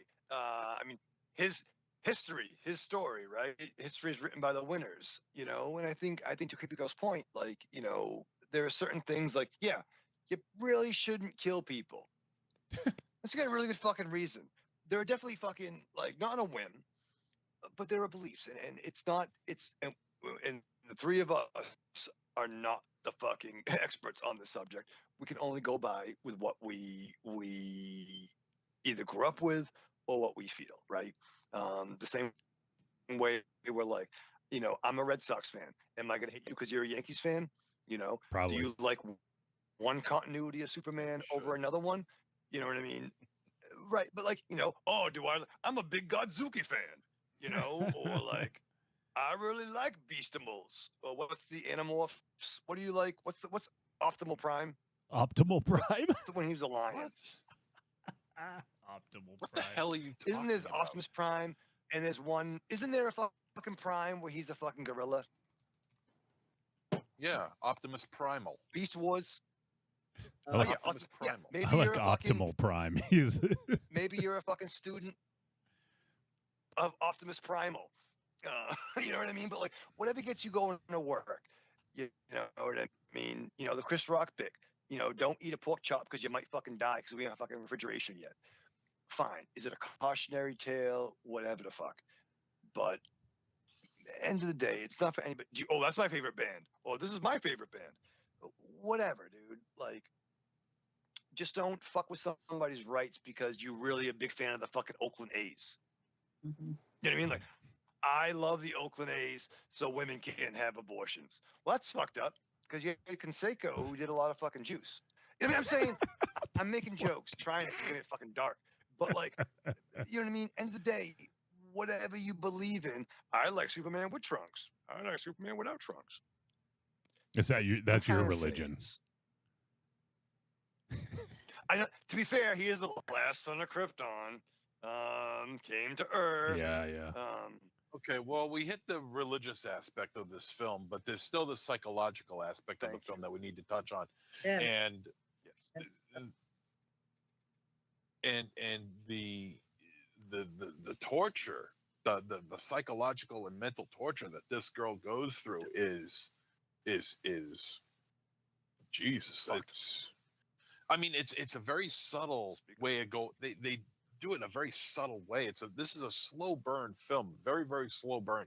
But when you watch what's going on with Agnes in this film, and it just piles on and piles on and piles on more and more and more, but it's done in a very subtle way. It's expertly done. It's so well manipulated how everything is just heaped upon her about from judging how she does her job to judging how she cooks the meals to how she tends to the animals, to the goats. It's just incredible what kind of torture, psychological torture, that this woman goes through. and it's mind blowing, and when you finally hit that apex of absolute, craziness that she's feeling, you feel it for her because you sense it, you know it, you see it. You're like I said, you see in this movie through her eyes about 80% of the time, and you feel for her. Like the part, like I thought the scene where she did that monologue with the priest. Oh yeah. In the confession room. Oh yeah. That was insane. That was fantastic. And that was awesome. And her That reaction so, after was yeah, powerful, you know. So good. Oh my God. Round of applause. Really. It was really unbelievably well done. So well done. But even down to like at the wedding, like, oh, can I have a surprise for you? This is a house now. Oh, I thought we were going to live with your parents. How come we do this? And the mother coming over. Oh, well, you should have made this. We'll help you. No, don't. You're fucking dumb. Like the mother can't let go.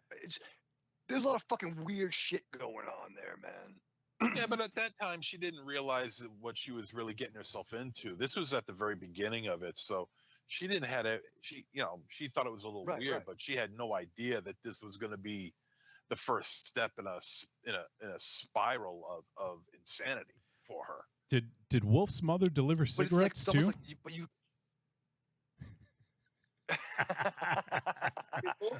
That's fucking weird, Wolfie. I know.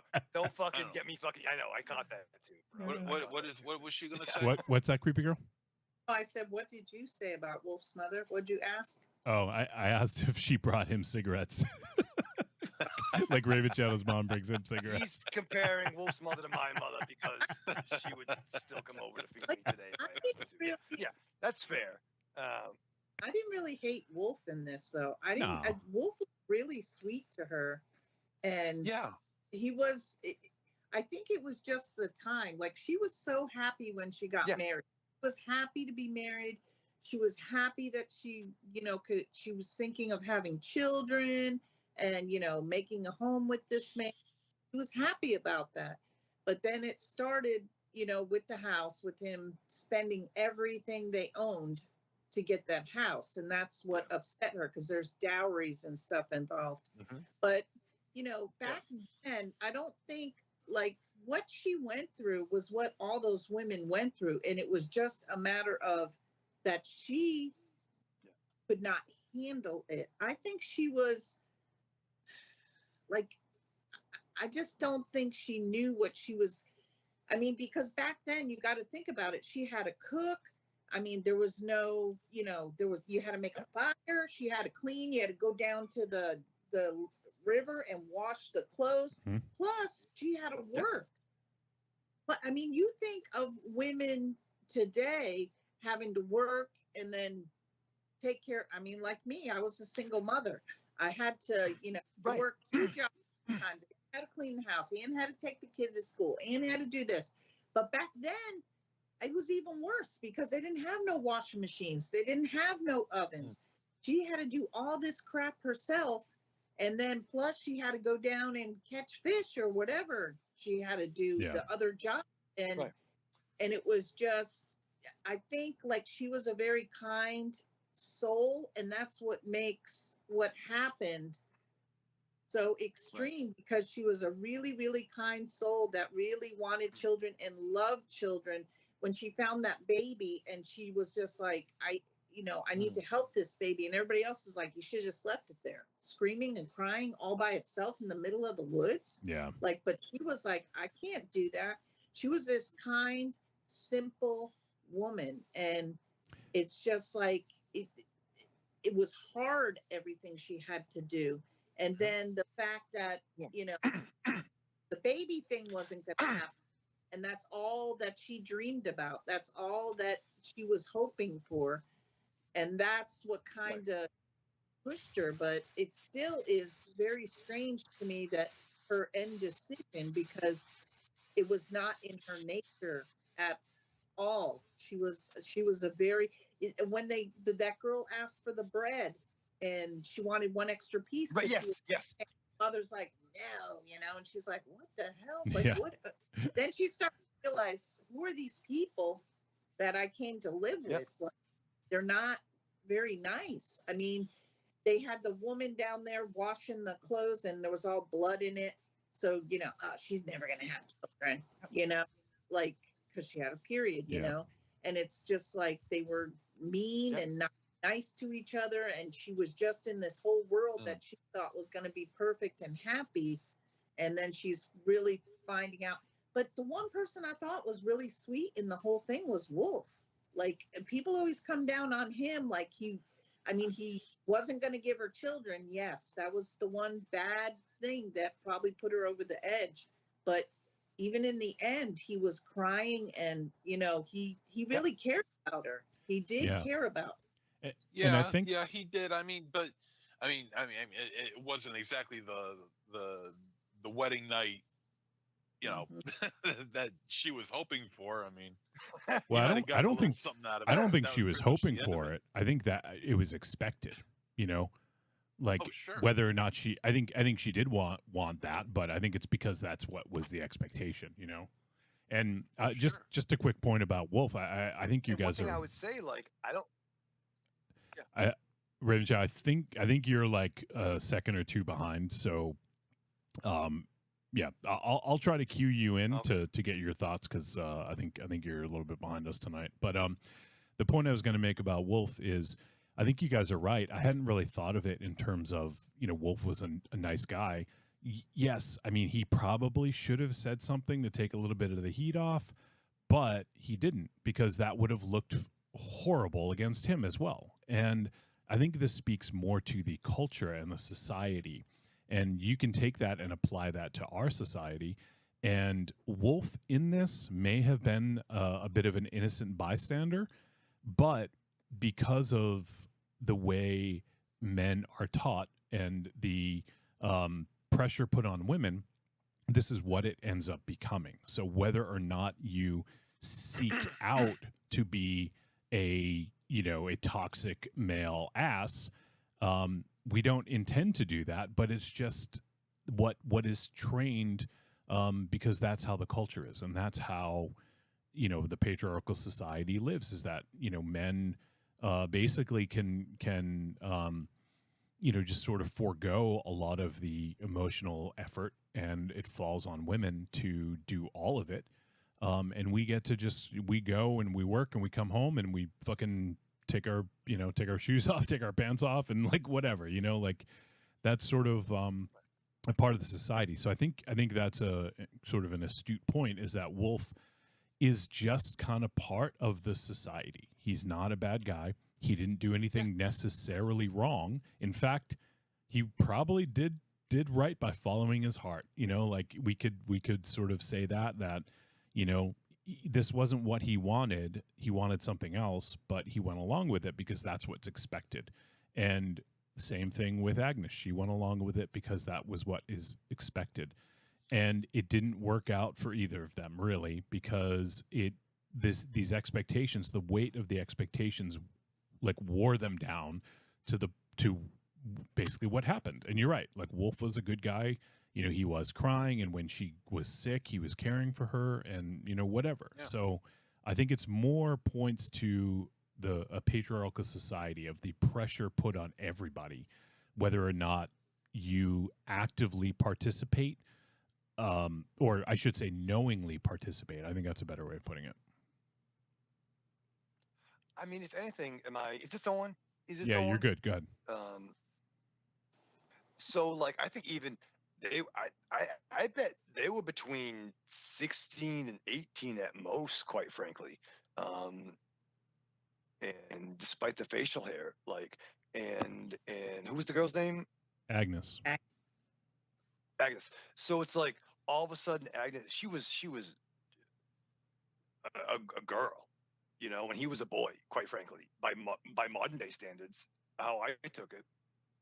So all of a sudden she gets this bump up now. So she's the wife. So now all of a sudden she's expected to be at this level. like your main event, your fucking this and that, but maybe not really have the training. And there wasn't really that communication. You know, you might think it'd be weird, like, oh, why did on our wedding night did you decide to fucking jack off on my ass instead of, you know what I mean? Like, you know, like what's that about? You know, there was no, those conversations Right. didn't happen. You Right. know, Too shamed or in those embarrassed. days. So you're right. It becomes, it's her fault. Yeah. I It's don't know not if like I'm trying to fuck my husband. I don't know if I buy into the age theory that you got with these two characters, Raven Shadow, because They were young. when They you were when- kids, man. no, In those no, days, dude. no, I don't. No, Come on. no. All right.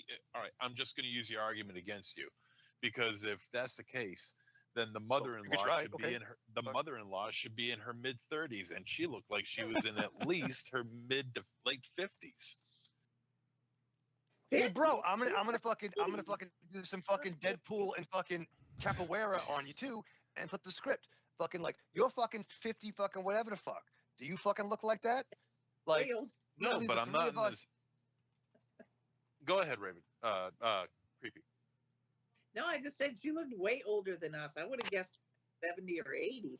Yeah. I don't think she was that old, but she But was. She's that- much older than what I think Raven Shadow is letting on. No, I'm saying the Dude, mother. look, all of us. Look into our photo albums. Look at anybody, any of our age now, back in 1976 or 84. Like, how old was Don Rickles on the Tonight Show? Well, it depends When we were on kids. when he was there, but I mean, I'm 53. That's what I'm saying, Do I look though, like- 53? No, but does No, you 53 don't. look different? But 53 was a hell of a lot different back in the mid 1700s. But that's what I'm saying, dog. Because back then there was no fucking hygiene products. There was no Manscaped. There was no fucking skin, fucking conditioner. They did You know what I they mean? did have Manscaped back then. It started in 1689. It's true. I would know that. And thou shave thou balls.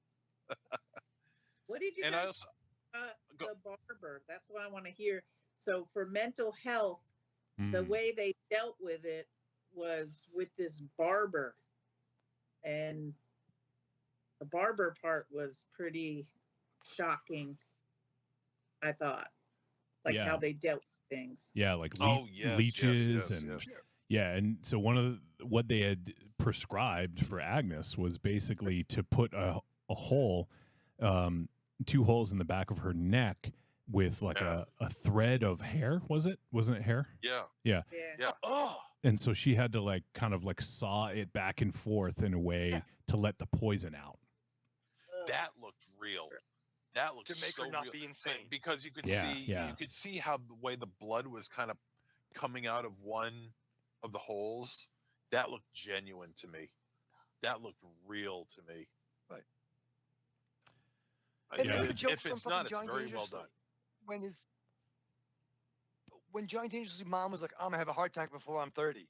Like the joke is that they were older than we look now. Like, Yes, the but what clock I'm is set saying is back, that like- you're supposed to make us believe that Wolf's mother was somewhere in her mid 30s, and I don't. As Yeah, granted, I bet as she rough was. as rough. Wait, and as granted as rough as life was back then, or any era before, say, 1990. You know, you age when you aged badly, unless you had some super genetics that kept you looking really, really good. But I refuse to believe that this woman here was in her mid 30s. I refuse to believe that. Well, What was it? So, Johnny, I'm fascinated now. Google the average lifespan of 17, whatever the fuck.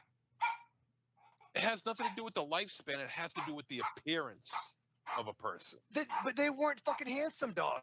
They were fucking building on the fucking land. All he fucking knows, these chicks were fucking women were out fucking Yes. plowing the fields, and these Yes, cats but they what would I'm get- saying. like you have no fucking idea, dude. Like okay, fine. What I'm saying Okay, is that you- yes, they aged poorly back then. They did not age well back then. Yes, I agree. But Look I at our refuse to parents believe at our that she age was now. that aged Who that looks better? bad.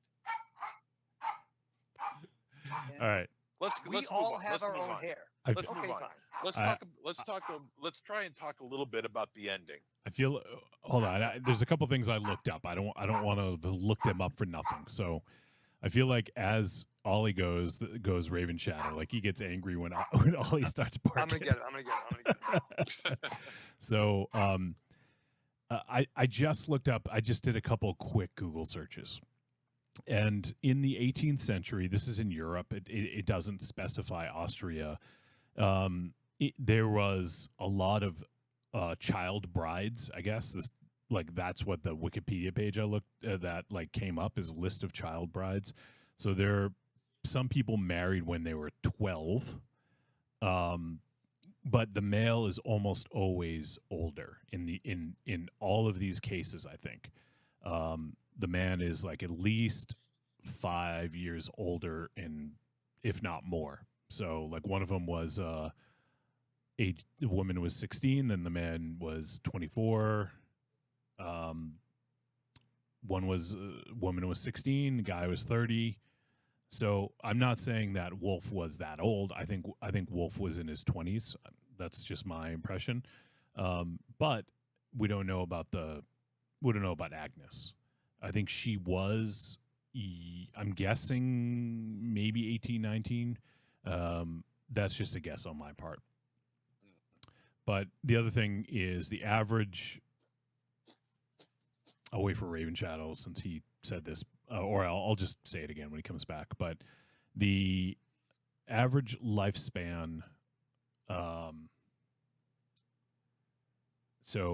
it says in the 15th and 16th centuries, it was about 42. But I guess it dipped in the 1700s to 35 to 40. And it got to a point in the 1720s where it was as low as 25 years. Oh, wow. That's brutal. But,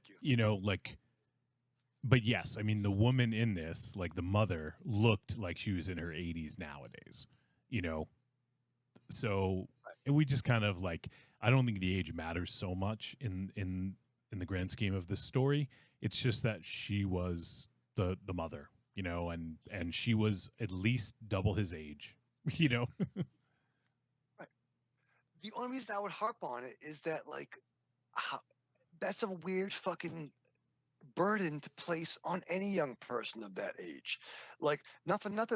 My dad would have been probably 18 or 19 when he fucking it was in the tail end of Vietnam, in the evacuation of Saigon. You know what I mean? And when I was 18 or 19, I assure you, I was fucking jacking off to fucking Cinemax at the dock and going to Denny's, drinking coffee and mozzarella sticks. And I shook your hand? I probably look better. Yeah, it's good for the skin. But you know what I'm saying? We didn't have that. I didn't get to have any idea of what it might be a real person until maybe 25. So I'm not trying to find an argument, but I think the age is important on how it was back then. And how do you expect a man or a woman to be able to handle these burdens? Well, I think anyone. I mean, Right. Fair. Right. Yeah, I mean, we don't know, and I don't think the it would say anywhere, so it's kind of a fruitless endeavor to even bother. Based on an actual woman. It's based on an actual woman's story that was documented. Yeah. I can't remember the name of her, but I don't know if they say in that information how old she was. Okay, I'll look that up. Her name was Agnes. They mentioned it at the very end of the movie. No, it's not Agnes. Something else. Because I just saw it. I saw it at the end of the movie. It does say Agnes. Agnes something or other. It's not. I can't remember. Eve. It's Eve. Eve something. It's Eve. That's who it's based on. Yeah, it says they the character Agnes as was Eve. Eve, and then it's a weird German name that I'm not gonna. Yes, the character of Agnes is based largely on the historical perpetrator Eva Lizzle-Fellnaren. Yeah, Lizzle-Fellnaren. She was born in 1736 and died in 1762. So she wasn't even 30. She was 26 when she died. Reef Shadow's like taking a victory lap. That means that like she would have been, when she got married, would have been in her 20s. You're saying that she was younger. So you actually are taking a victory lap for something that is the complete opposite of what you said. It was still young. She was old for her age. We said that they were young. We crying said out loud, 20s. he's You're trying like, to no, justify the whole no, thing. Well, she was 16, a- She was 16. an example. But still, 26, dog? 26? I got married at 30. You know what I mean? Yeah, Like, you'd be that was surprised so how awesome. young people get married around nowadays. But no, to be Some fair, my mom had 26, me some at 20, and you know what I mean? But still, it's still young. It's still young. How at least I interpret what young is. You know what I mean? Like, Let's move on. Let's Yeah. move on. What were you going to say, MZ? Go ahead with. all right, with well, I just want to. Let's talk about the ending yeah. Okay. and be as vague as possible. I found it to be, we've seen movies with endings like this before, but never one so abrupt. Not one so sudden. What do you mean by know, abrupt without giving too much away, I guess? It's because when you're watching the ending, you're sensing, you know something's going to happen, and the buildup is there, and it's gonna be executed, but you just don't know how. Literally, how, or not so much how, but when it's going to happen, and then when it does, it caught me completely off guard. I was like, "Whoa!" Okay, I'm pretty sure I know what you're talking about now. What caught me off guard was what happened after that. That was creepy. That was creepy. That's a whole different animal right there. Yeah, I wonder. I would love to see the research to see how accurate that was, or if that was more of a sort of cinematic flourish. Man, I would hate to think that it was. Are you talking about what happened after the party at the end? Yeah, the celebration. Celebration at the end. They about that. It's part of because back then they believed it's just like with the finger and the toe, and they believed that was fertility. That was something like had to do with bloodletting and stuff, and they talk about that. Like I read a big thing about the research, and yeah, for me in the ending, not the ending, but when the thing happens, that was really hard to watch. That was hard to watch, and then the end where the little girl that was singing, yes, they were kind of saying like this is going to continue to happen, like she's the next one, like that, probably, yeah, I sad. agree.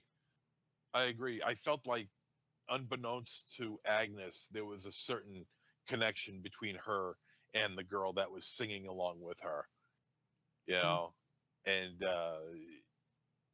whether Agnes wasn't aware of it at the time, of course, I'm sure she had other things on her mind, but as viewers, we kind of see that there's a certain kinship between the little girl that was singing along with her. Yeah.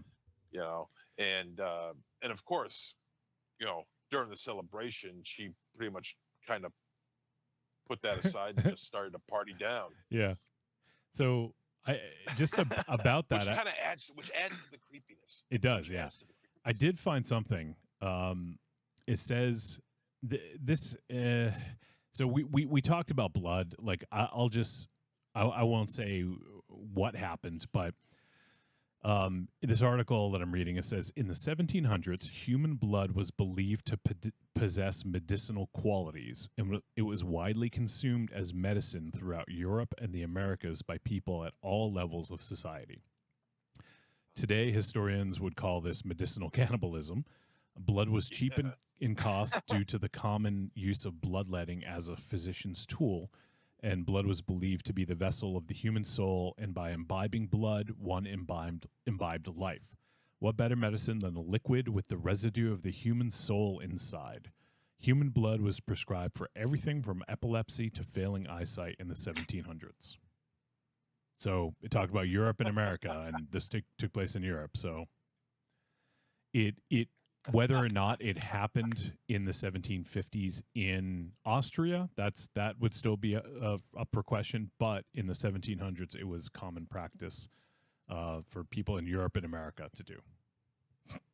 And they also prescribe cocaine and vibrators, or dildos at least. Like, bring those covered benefits back, dog. No fentanyl up in there. Fentanyl. Wow. A medicinal cannibalism. That's a fucking hell of a drug. That's great. That's a fucking band name or an album title. Legit. They should fucking open up for the next fucking Olympics. So hello, Paris. We are medicinal cannibalism. What's that, MZ? Let's do the verdict because we got another movie to talk about. We do, yeah. Is there anything else you guys want to bring up before we do the verdict on this one? Anything, creepy girl? Well, what did you guys think about the goat? Like, I had to look that up and say, are you sure that was not real? Like that was horrifying too. I couldn't even watch. I was like, yeah, that was rough. That was one scene. That. Yeah, that was genuine. That was genuine because you could tell by the way the body was starting to limp out as it was starting to bleed out. It wasn't a real fucking goat. It wasn't real goat, no. They said it wasn't. They said no animals were harmed because I looked it up. I was that looked pretty. This isn't fucking Ruggiero Diodato, MZ. They can't do that nowadays. This wasn't made in 1974, dog. No, I was convinced that was real. Yeah. I mean, as far as the chicken scene goes, you could see how it was edited, and you could see that was fake. This looked pretty genuine. This looked pretty genuine. I fucking hated the chicken scene, dude. But the scene with the goat was one scene that I wish wasn't in the film. Yeah. There's another scene that I'll talk about during the verdict. But I think that was just to show, like, look what's happening because of you know. Yeah, definitely. Because she was such a kind soul, was something that you would pick away at her. And I felt like there was a little bit of witchcraft in this. Like, there were little things, like the things she did with the bugs and the kids pulling the teeth, and like there were weird little tidbits throughout the movie that it kind of gave it a witchy, I don't know. And then the head in the cave, the severed head. I was just like, what the? Yeah. Because that was all the beliefs back then. They just had such crazy beliefs. I was wondering when the Inquisition came out in that, like, how far apart, because it almost felt like something they would do in the Inquisition, when they accused women of witchcraft. Yeah, Inquisition was, I just looked it up, was 1184. So it was a ways before this. But yeah, there's definitely some stuff in this that, and that's kind of why, like, I think the thing is, like, a lot of people, especially women, I think women didn't have the power, as we saw in this. Men had the power, and women sort of like had to have their moments of like whatever they believed in quiet, because you couldn't do that with other people. So, like, she had her room underneath the house, which did look like an altar. Like that did absolutely look like an altar where she would, but it to me, it almost seemed like more, this is the place where she can be alone and be herself. And she collected these things for whether it was good luck or whatever, That was the one part where I thought Wolf was a fucking ass, was when he, took her things. Yeah. I don't know if he knew that or he was doing that or not, but that was pretty shitty. But yeah, I think that there is sort of a hint of it, and I think that was just sort of more of an indigenous sort of belief system of, I think it was more like we call it like superstition nowadays or something like that. And so I think back then it might have been, yes, it was witchcraft light for sure, but it seemed like it was a little bit more like superstitious. Ravenchat, what were you gonna say? Well, that's the thing too. Yeah, I mean, I guess even down to religion, and I don't know if I mentioned this earlier, but I think for all of humanity's flaws, I think one thing that may only separate us from animals, at least verbally, or maybe, well, I don't know, maybe that's the right fucking word terminology, but like we try to, humans have always tried to fill in the gaps of what we don't understand, right? You know, like, oh, why is it fucking lightning out? Oh, because it's fucking Zeus up there doing his fucking Zeus shit. You know, we try to fucking fit, like, humans are almost natural storytellers. We gotta fucking explain everything, you know, fucking even down to, of course, Darth Vader built 3PO. Well, that's fucking stupid, right? But we always have to fucking figure shit out, right? Mm-hmm. And, you know, I saw Neil deGrasse Junior High was talking on a show, because he's smart, about the plague, right? And the plague was like fleas and rats caused a lot of the fucking plague, you know. But what would fucking repel that shit? Cats. And in his words, women had cats. So if women had cats, they wouldn't fucking have rats, and they maybe not have fleas because the fucking cats would kill them. Oh shit, they survived the plague. Oh shit, maybe they're witches. Right. And now, you know what I mean? Like, and now childless cat ladies are the fucking devil now. yeah, right. But yo, I will definitely. Yeah, cats are cool. All right, well, let's. I think that was a good. I like my girls to have cats, dog. Yeah. Oh my god, what are you fucking 12? No, were you gonna put me over? No, I'm not gonna put you over. That was a good. I made a good. No, it was terrible. Made a good point. That's it cool, wasn't though. a good point. It was terrible. It was sophomoric. All right, No. All right. No, I wasn't going there. I wasn't doing that. I just like cat. I like cats over kids. Is where I was going. I was making an anti-kid joke, and going with I like cats more than kids. Okay. I wasn't going dirty. Let Creepy me. girl. You think it's easy? Quickly, there's one comment. This was a while back, but Evil Corny said Wolf's mom was dropping off Uncrustables. Uncrustables and smokes. All right, let's. They weren't invented yet. You know, who knows? Maybe Austria invented them. Austria invented the fucking Uncrustable. Uncrustables. Yep. All right, let's do the verdict. Trick or treat, baby. I wonder if people would say you're a trick or a treat. Trick or treat, motherfucker. All right, it is verdict time. We're going to let you know whether the Devil's Bath was a trick or a treat. Well, MC adjusts his fucking mic and rubs it all over his face. Let's do the verdict. We'll let you know whether it's a trick or treat. Any final thoughts? MC. Another scene that I would say that I would take out of the film, outside from the goat, is watching the baby being thrown over the falls, like watching the baby falling over the falls. I think Was that real too? No. Yeah, that baby suffered for its art. We can make a new one for the sequel. Give us 9 We're months. shooting in 10 months. Yeah. And no, I personally, I think it would have been more effective if it was just watching her throw the baby over the falls, and that was it. We don't follow the baby going down the falls. Outside of that, this is practically a flawless movie. The performances are fantastic. The tone of this film is exhausting, and it just strangles you as you're watching it. You're going through this.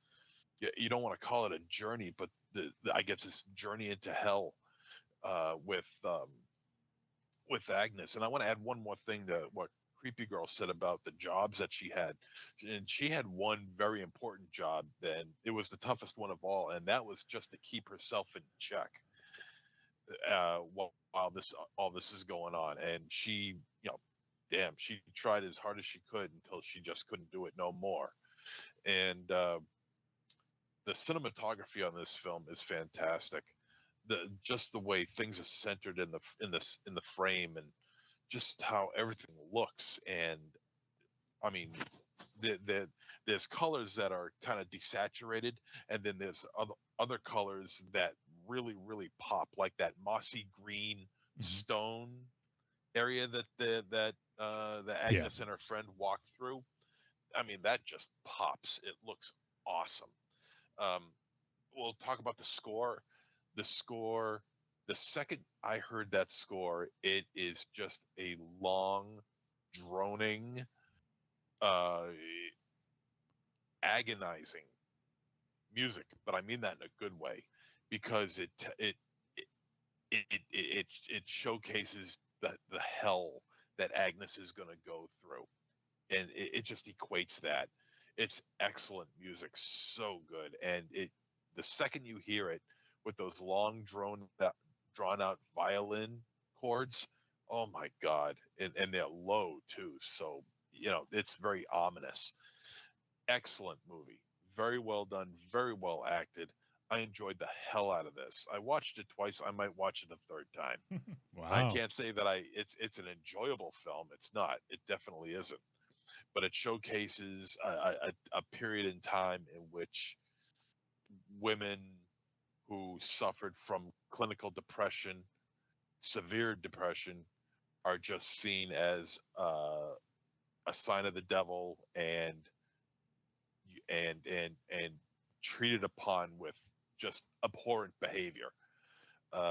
This is a high recommend. I implore anybody to watch this movie. This is a big time treat for me. All right, Michael Ravenshadow. I mean, I can't. All right. I can't say that I love this movie. I'm not sure who I can recommend this movie to. I will definitely say I don't think this is a bad movie. I think it's a very powerful film. I think everybody involved was fantastic, and it was. I think in particular, Agnes had a very strong, powerful performance. But none of this was fun. We have two choices, trick or treat, and I don't think either apply in this case. But I would say it is a powerful film. If I have to say one or the other, I guess I would say it's a treat, but it wasn't fun. All right. Right? Like, yeah. Yeah. You all done? Yeah. Yeah, I think so. Okay. How about you, Creepy Girl? I think we know, but let's make it official.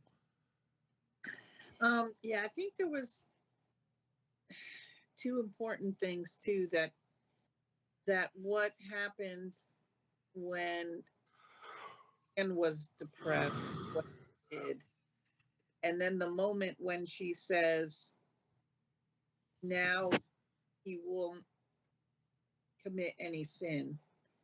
So, I mean, this movie had a lot to do with, the burden of women, and how, maybe not knowingly, but how they put so much on the woman that they don't realize what it does to them mentally. I mean, it is a movie about mental health, and I think that it really showed an extreme output for that in a very hard time. And I mean, it's not going to be an easy movie to watch, and there's going to be moments where you're going to want to fast forward or not even see certain scenes. But I think it is a very powerful and important film, and yeah, I would definitely say treat. Oh, Raven Shadow, are you going to give Creepy Girl shit for saying it was an important film? No, man. It's fucked. I'm just fucking with It's fucked. Like, it's fucked, dude.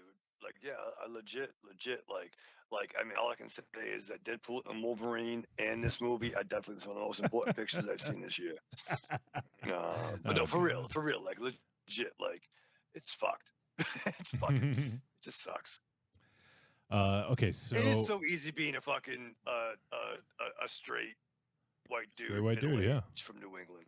yeah, like it's funny. Like we think, oh man, life is so hard. But then you know what? Like if you look at it and see from someone else's perspective, we're like, yeah, you know what? Like, sure, everyone's gonna have interpersonal problems or whatever, like hardships, but like in terms of like, you know, genetic lottery, I hate to say, I don't mean it like that, but like some people have it a lot easier for sure. You know, I'm not, I actually take away the lottery idea because I think that means that someone won and someone like, lost. if you don't get it twisted, the female of the species is more deadly than the fucking male, dude, and they're better than we are, dog.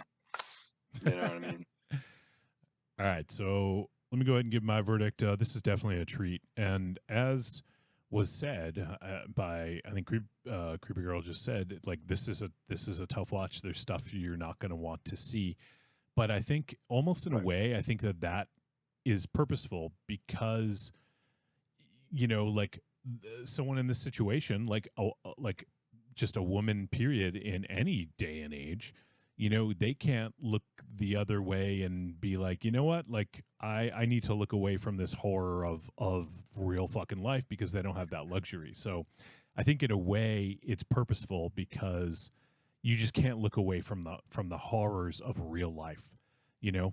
And now granted, I didn't like it. I didn't like seeing the goat or the chicken or, you know, or the child, but still, you know, I think it's purposeful and I think it was necessary. In terms of the movie, yeah, I mean, the score is phenomenal. So Soap and Skin is the project from the actress who played Agnes, Anya, and I thought it was a beautiful score, really well done. She was phenomenal in this, and the cinematography, the direction, like cinematography, we didn't really talk about that too much. I think MC might have brought it up. Beautiful. But there's a couple shots that were fucking ridiculously beautiful, like showing like the fog just over the treetops and several really beautiful scenes. And yeah, this is a hard film. It's a difficult film, but it's a really well-made film. And I think, I mean, it may not be my favorite film from these directors because it's a difficult one to watch. It's probably their best though. Yeah, you're probably not gonna get a fucking poster, right? You're not gonna fucking frame a fucking poster. You're not gonna like, you know, wear the T-shirt. You know, on Thanksgiving, you're not gonna be like, oh, like we should watch this movie, The Devil's Bath. You guys are gonna love it. Yeah. It's like, I know we watched Indiana Jones last year, but I have something different. Yeah. You know, like, and it shows, like, you know what I mean? Like, fucking, what every fucking, what do you want to call it? Religion, race, fucking patriarchy, whatever the fuck. Everybody fucks with their fucking women, dude. Like, what the fuck, guys? You guys suck. All right, so this is a treat. I want to play something real quick. I just found Soap and Skin did a cover of What's Going On from 4 Non Blondes, and I really kind of want to hear a few seconds of this. Oh shit. Trying to get up that great big hill of hope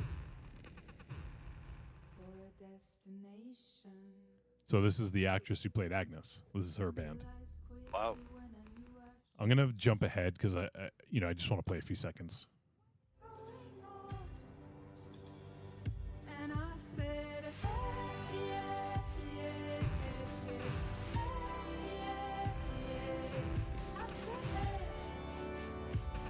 what's going on? So there you go. Wow. It's cool. So Soap and Skin, if you guys want to listen to Anya's music. And all right, so let's move on, and we're going to talk about our next film. And to really cleanse the palate. Now the jokes can come. And that film is The Coffee Table, and this film from It looks like it was, I think it was initially saw some festivals in 2022, but it just got a VOD release this year. By the way, I forgot to mention, but The Devil's Bath is on Shudder if you guys want to stream that. And Creepy Girl, you said that this is the coffee table's on Freevee. Is that the name of it? Yeah. Freevee. So if you guys want to check it out, you can check it out on Freevee if you have access to that. And the film is, since it's rated from, it's not rated by the MPAA, it's rated from another country. It's 16 plus is the rating. And it is 91 minutes. It is a comedy drama horror. And whoa. it is a dark comedy. It is, like, I agree with that. No. Yeah. No. It is. Of course it is. It is, yeah. Yeah, I don't know if you know what a dark Creepy comedy Girl, is. fucking really? Okay. Comedy. It's a dark comedy. You got to tread lightly too. Yeah, no fucking... Raven shadow. All right, so it was directed by Kay Casas, and it was written by Cristina Borobia and Kay Casas, and it stars David Pareja, Estefania de los Santos, Josep Maria Riera, and Claudia Riera. The synopsis for this one: Jesus and Maria are a couple going through a difficult time in their relationship. Nevertheless, they have just become parents. To shape their new life, they decide to buy a new coffee table, a decision that will change their existence.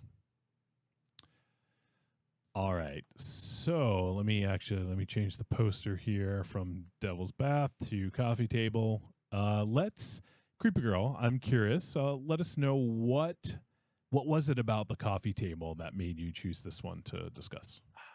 Oh my gosh, there was so much chatter about this. That usually makes me want to watch a movie that just everybody was like, oh my God, like, I can't say anything, but you got to watch this, you know? And like, I had to watch it because they were just going on and on about it. And this was one that fit the hype. It fit the hype for me.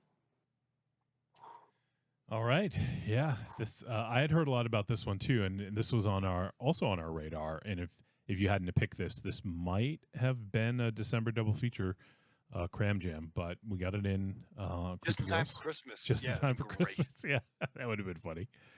Awesome. All right, so the coffee table. Otherwise, the original title is La Masita del Comedor, which my Spanish is fucking terrible. So take that for what you will. But it's funny. Tanya speaks Spanish almost fluently, and I think she said it is like living room table, I think, or something like that is what it translates to. I might be mistaken, but it's not the coffee table. But in our lexicon, that's what we would call it. If someone said living room table, you'd say coffee table. So, right. Okay, so this I'm not familiar with this director. Kay Casas, and let's see here. What has Kay previously done? I was going to make jokes like from the director of Doorknob and the producer of The Back Porch. They bring you the coffee table. It was like the Adrian Brody movie, The Jacket. And I was like joking, like, one size kills all. Literally, that's the only jokes I'm going to make moving forward. That's it. So it looks like he did a movie called Killing God from 2017. And it stars, it's funny enough, it stars the same actor who plays Jesus in this, David Pareja. And that was a dark comedy horror mystery. So, all right. So it looks like the director has mostly shorts, but has a feature under his belt, and this is a second feature, and that's about it. I don't know anyone. I've never seen any of the other actors in anything, so I don't know if we would have seen them in any other pictures. I don't believe so, but yeah. Why don't we just jump into this? MZ, I'm actually super curious to get your first impression, because something that you've talked about a lot is the how do I say this? Violence against a certain type of person. Yes. Yes. And this one does not pull any punches in regard to that. Now, we should decide, do we want to talk about the prompting event in this, or do we want to keep it vague? Don't do it. Okay, so let's What is that surprise? try to keep it vague about what Yeah. happens to really ramp up the tension. Let's be vague about that, okay? Yeah. We'll see how far we can get. This review will probably be a little shorter than the other one anyways, so we'll see how far we can get with that. But go ahead, MZ. What was your first impression? Well, first of all, I'm just like Creepy Girl. I saw it everywhere. I didn't read any reviews. But from what I saw, this came across as favorable. A lot of people seem to like this, but I try to avoid any details.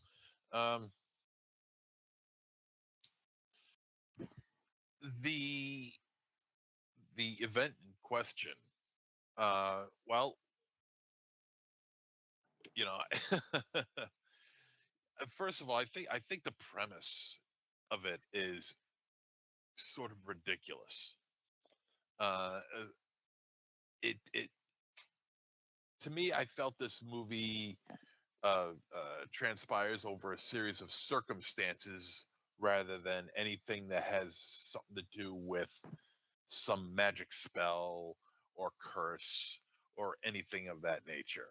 I think it's just a series of circumstances that happened after the long spiel that the salesman gives. Very funny, by the way. I thought the salesman was very, very good in this. Yeah.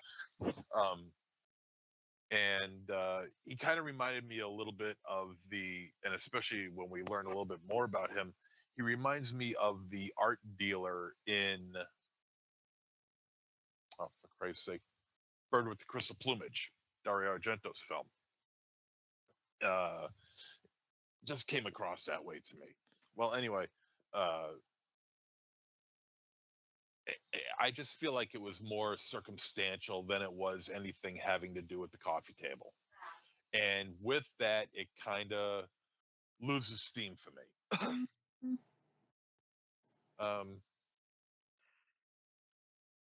As far as the event in question, well, let's just say that, it's about time. MZ's like, I've wanted to do that forever. Okay. All right. How about you, Raven Shadow? We've heard a lot of terms about how to describe horror for a new either era, new millennium, new whatever the fuck, what they call it. What's the horror buzzword right now? Elevated horror, right? Is there a term or something associated with like emotional real life horror? Is that a genre? I don't know. Could it be a genre? Psychological horror? Maybe. You should coin a term right now. I just did, yeah, and hopefully I'll get some coin as a result.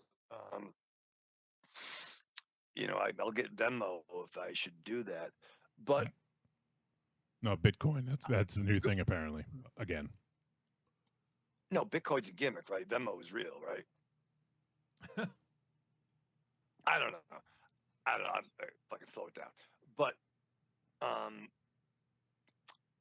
what I'm trying to say is, so the mention of the show Servant, which I am a big fan of, the M. Night joint. I've been watching that with Mary. I think I'm on season 2.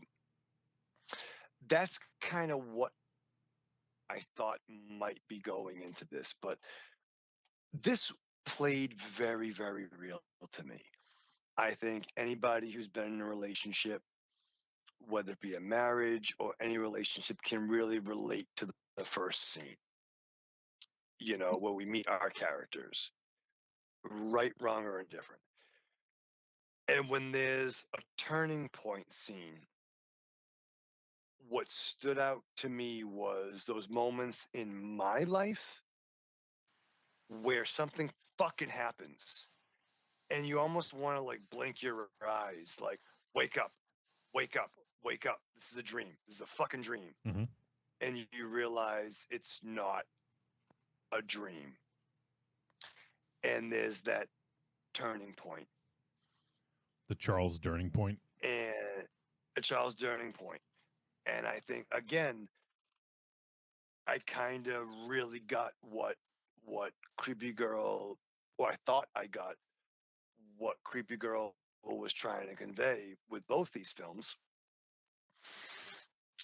And just the power of things when we meet our main characters, how fucking real some of those conversations were in their interaction. When you get two characters who aren't, unlike someone born in 1700s, to my point, so brilliantly in their early 20s, they're on the so other side. brilliantly. Listen to this fucking bullshit.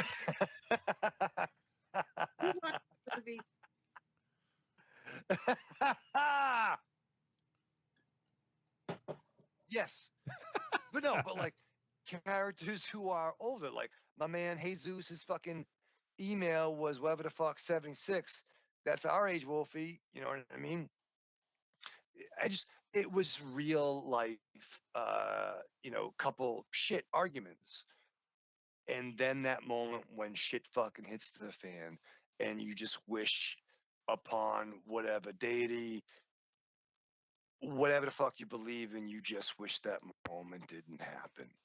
And at that moment, you fucking feel it. And that's when I pressed pause and watched a G.I. Joe cartoon. First impression. All right. Creepy Girl, your first impression when you watched this? I just feel like this whole movie is about men should listen to women. Yeah, you know I what? mean, you're not wrong. Our think process is different, and I understood where we was coming from and everything, but because of what was involved, he should have been a little more selective about. It was all about his manhood and making his decision, and he wasn't thinking of anyone else. And yeah. What's fucked up, right? So, like, all right, listen, it's hard sometimes, and like, yeah, it was. Listen, We're all listening. I kind of like the table, but I can't have that table at my family home. Like, we would have gotten that table at the manor when all the boys lived together. Yeah. Like, but you can't have that. That's not cool. Like, like I've made conceits. Fine, whatever. We'll paint this fucking. Can I hang up the fucking preacher poster? Or like, fine. We got to get a fucking dog. Well, I want real hair. I want a white dog to find the bugs. And I'm going to name him fucking General Zod. You get overruled there. Yeah. More of an Oliver. So you made certain conceits. But yes, and sometimes don't go to war over a tacky fucking table. Pick your battles, dog. All right. Did you have anything else to add, Creepy Girl? Because Raven Child took over your first impression. I'm so sorry. I'm stopping. Well, for first impression, that's pretty much. All right. Going into it, I just knew. I didn't know what was going to happen, but I knew something because I was like, oh, it's a decision and it's going to be a wrong. Just how they built it. Yeah.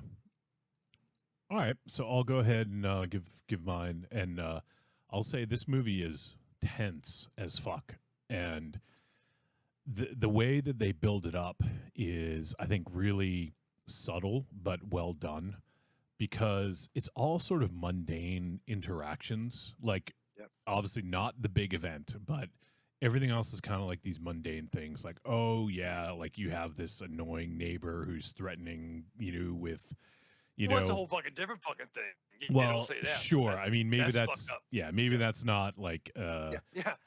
I haven't had an apartment in a long time, Wolfie, but I'm not sure how Baltimore is though. But like in New England, that's not everyday occurrence, dog. Right.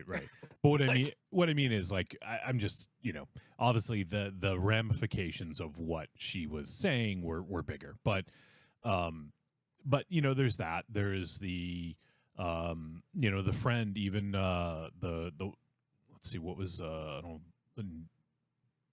let me just pull up the IMDb page again real quick. The wife, Maria, when she sees her friend in the grocery store or whatever, and so we see all these different characters in these interactions between them, but so the big thing is this event.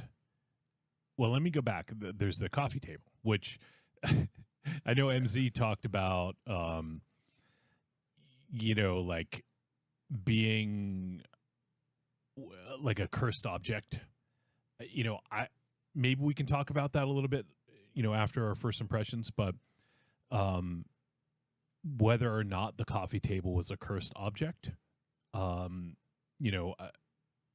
it came into their lives through a decision. And yes, I feel like in this, Jesus, as was talked about, he didn't think they were ready to have a child at that time. He made it very clear, and he also hated the child's name. So I feel like this is almost like a reactionary, like, I'm going to get this fucking table that you hate because you made me do something that I didn't want to do. And, it's almost like this is a reaction to that. So that's why, like, I don't think it necessarily matters if it is a cursed object. It could be. And I'm looking forward to that discussion. But really, it's the cursed decision. It's he did something he wasn't ready for, and then felt like he needed to get retribution. And because of that, it changes their lives forever. Like that one decision, and that's one of those things that I find really interesting, is that, like, because we make hundreds of decisions every day.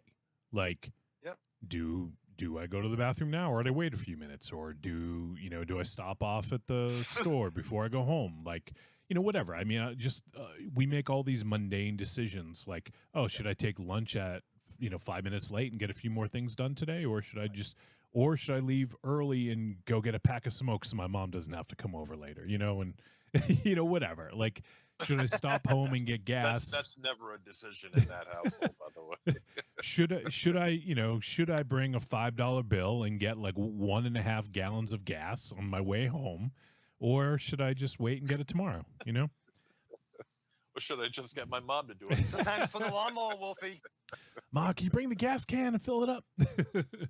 But what I'm saying is just we all have, like, maybe hundreds of decisions a day, maybe not quite hundreds, maybe some days it's less, but we all have these normal, mundane decisions that we make on a daily basis. And I always kind of like when films or any kind of fiction explores the idea of what happened when you made this decision. And in this case, their lives are irrevocably changed because of this decision.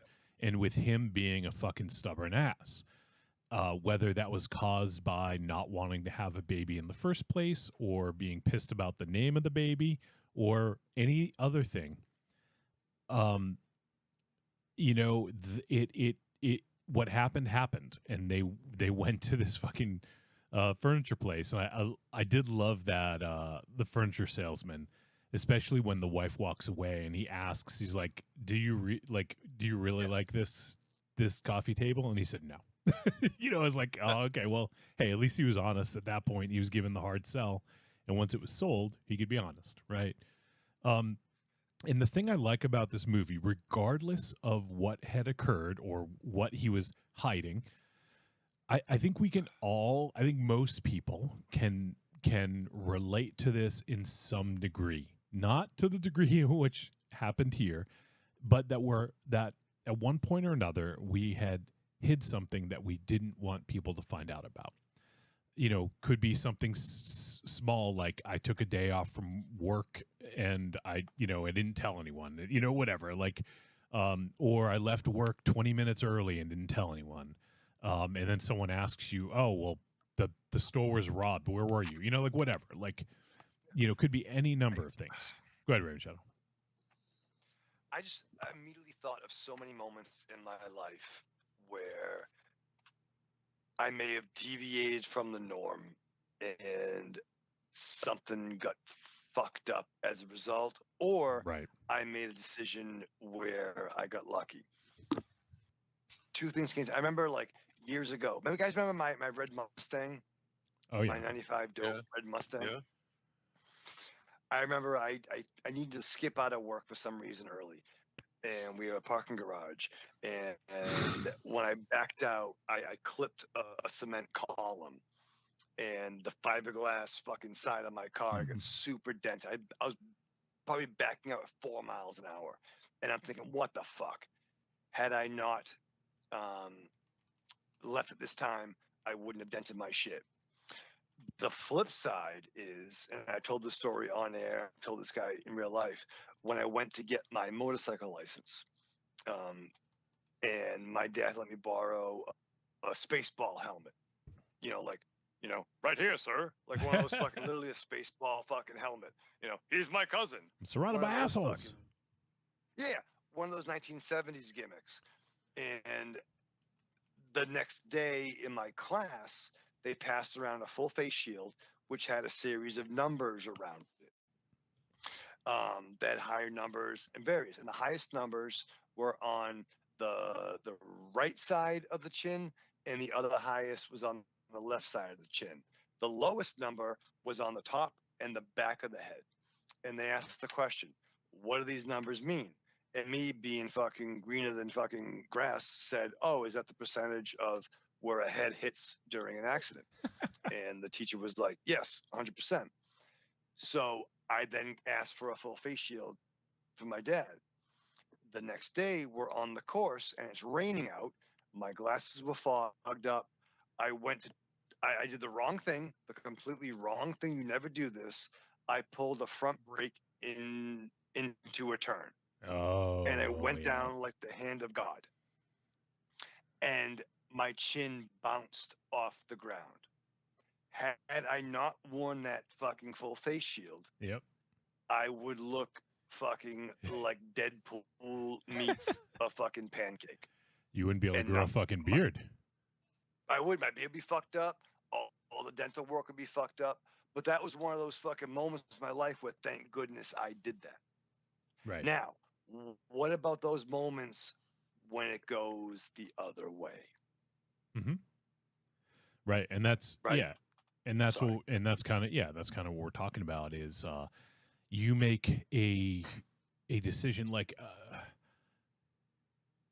the first thing comes to mind. I don't want to talk about it. Raven Shadow, you know what I'm talking about. A buddy of ours did something nice recently to help out a family member, and then when that happened, something fucking horrible happened. His life changed, right? Yes. And it's beyond sad. It's fucking depressing as fuck. But that's right, like that's sort of like the reactionary sort of thing. You make one decision and then what follows that, So in this case, yes, like that's why I think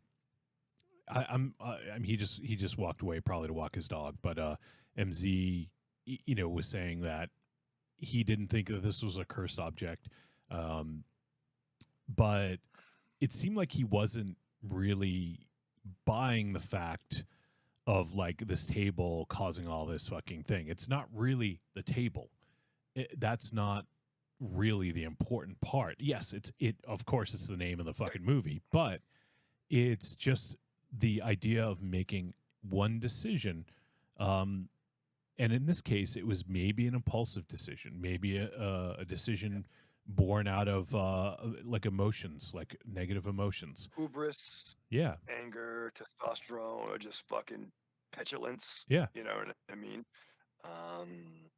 No matter what, Yeah. it was the wrong decision at the wrong time, and it ended up, like drastically changing lives. And so that, to me, I feel like that's a really interesting sort of path to explore for a film. And this is a bizarre film. Like, don't get me wrong. Like, this is a bit of a weird film, and it gets really heavy and really dense and really tense. And also, let me add this too. I got a little bit of Telltale Heart going on too. Edgar Allan Poe. Yeah. Sure. Especially with the fucking baby, the monitor. That scene with the baby monitor. So I thought, like, to me, this was almost more like Telltale Heart. Like, I got sort of like that, this is that you made a decision. This is the ramifications of your decision. And it's just hanging there. And someone eventually is gonna find out. It's just a matter of when and where, and so that was the thing. I thought it was a really interesting way of kind of retelling that story of the Telltale Heart in a different way. Wow. So yeah, I mean that's more than a first impression. But let's get into it. Is there anything? Let me ask Creepy Girl, is there anything specifically you want to talk about first with this? Yeah. I just feel like why I love, like, this is my favorite movie of the year. Oh, wow. It's just my favorite because it's something I've never seen. I've never seen this. It's so weird. The order of events, how they do it, and how, like, the big thing happens towards the beginning, and then the rest of the movie, you're stressed as hell. You're so stressed. You're just stressed. You're on pins and needles, and you're just like, when is it going to happen? When is this going to happen? I can't even believe how long, and it makes sense what they do. They did it because all I'm thinking the whole time is, how is this going to be another hour? Yeah. Like, but it does, and it works, and it's crazy. Like, I just think it is such a well done, just such a good movie, and everything like that happens brings about something else, and I'm just amazed that they could do it. I'm amazed that they could do it. I'm amazed they did it. And I don't know. It's just, I never felt such anxiety in a movie with this. Never. I didn't realize it. I stood up the whole time. I could just see it. I watched it in my bedroom with my TV that I recently got hung. But after once they left the fucking furniture store, I was literally standing up the entire fucking runtime. Yeah. So, I wanted to have MZ here for this, but I also don't want to just keep waiting. But so I want to talk about the idea of the curse object. Did you guys feel that this film is a curse object film? Yeah. Okay. I did. Raven Chat, any thoughts on that? Sometimes a curse can be supernatural machinations. And sometimes an object can be a catalyst for negativity. Mm-hmm. Take with that what you will. Okay. I like that because in a way, the coffee table is literally the embodiment of a bad decision, right? Like, so if you take that and extrapolate that out, like, okay, this bad decision, what ended up happening because of it, then, you know, seeing what happens, you can just kind of connect the dots. So yes, I don't think, I've seen some people throw around the curse object sort of idea about this, and I don't think that is the case. I think it's the curse decision.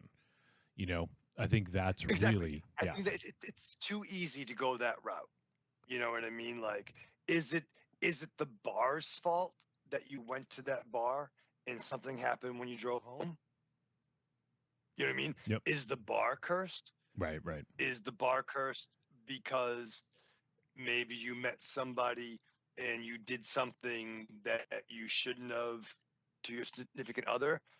Or is your decision cursed? Mm-hmm. Right? Like what's right? You know what I mean? Like, have you ever heard anything like the book of Kabbalah or something like that? I remember Madonna talking about it one time, and she said that in life, anything good happens, we take full responsibility. I did that. This is my award. I won. But when something bad happens, we blame someone else, but she said that they say in that book that everything that happens came from a decision you made. Like if your husband abuses you and blah blah blah, but you married that guy, you made a decision to marry that guy, or you made a decision to ignore the red flags.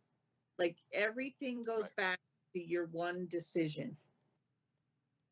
And I think that, you know, is what weighs on this guy so bad. And this guy plays that role so freaking good.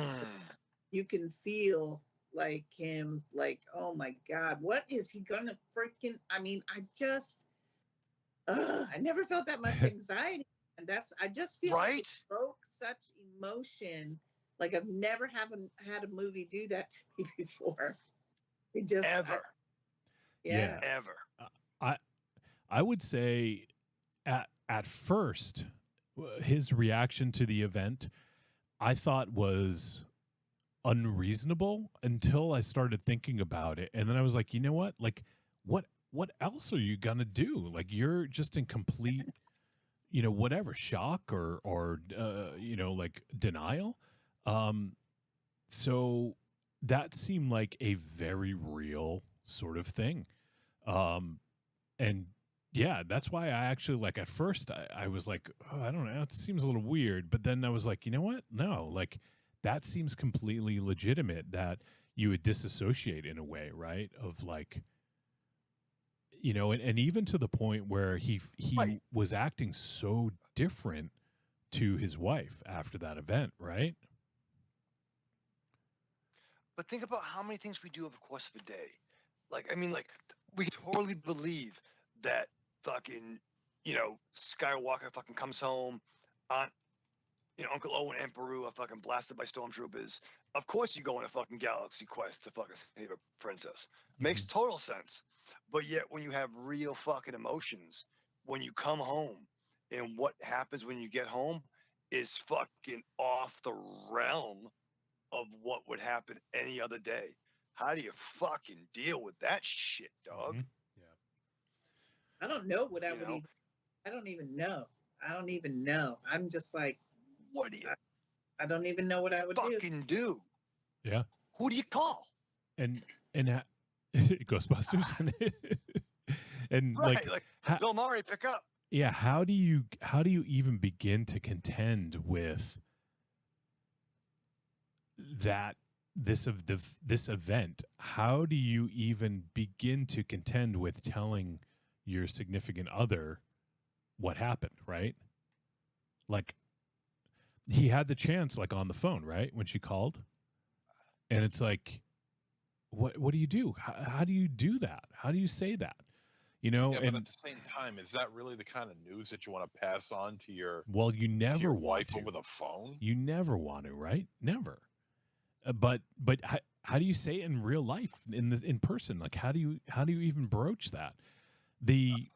So this is sort of like the dark. Well, he had his moment. Go ahead, MZ. When she came back to the apartment and Right. she noticed all the blood on the floor. He had an open moment right then and there, and he decided to punk out and say, "Well, it was my hand." I know.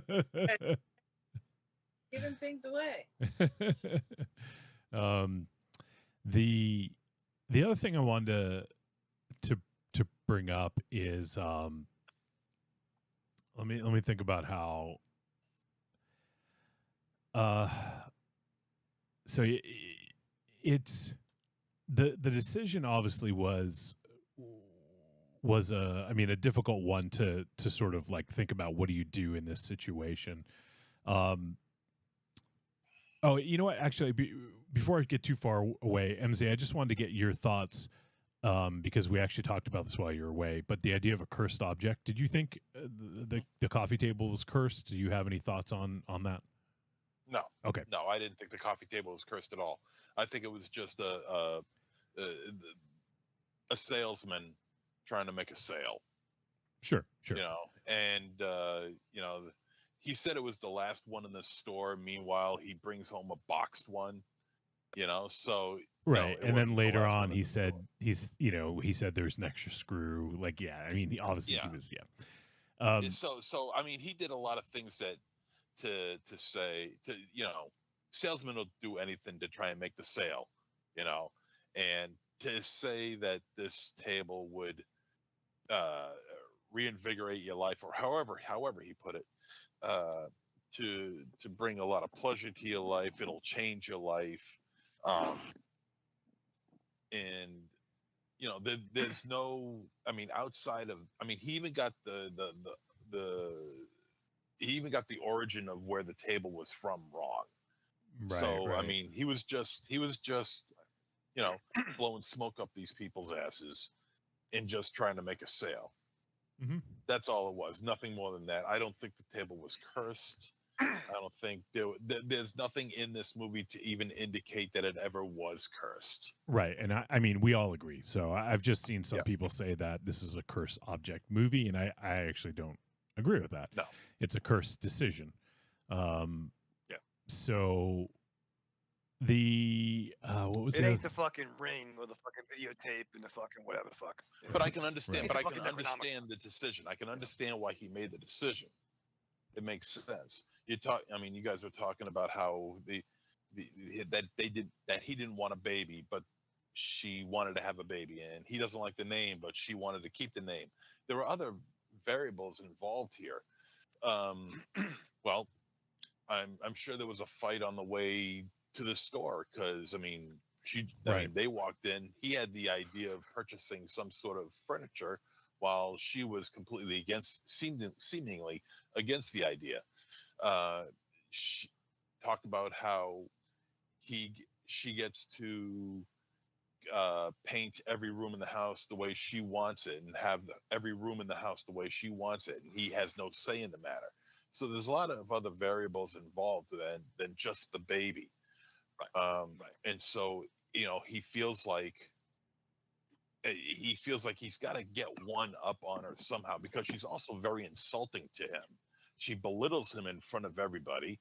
She has, really no. Later on we learn that she does care for him, but when you first watch the movie, she just belittles him every chance she gets. So he's trying to get one up on her by purchasing the table, and it's not some toxic masculinity thing where he's trying to maintain control of the household. She has clear control of this household.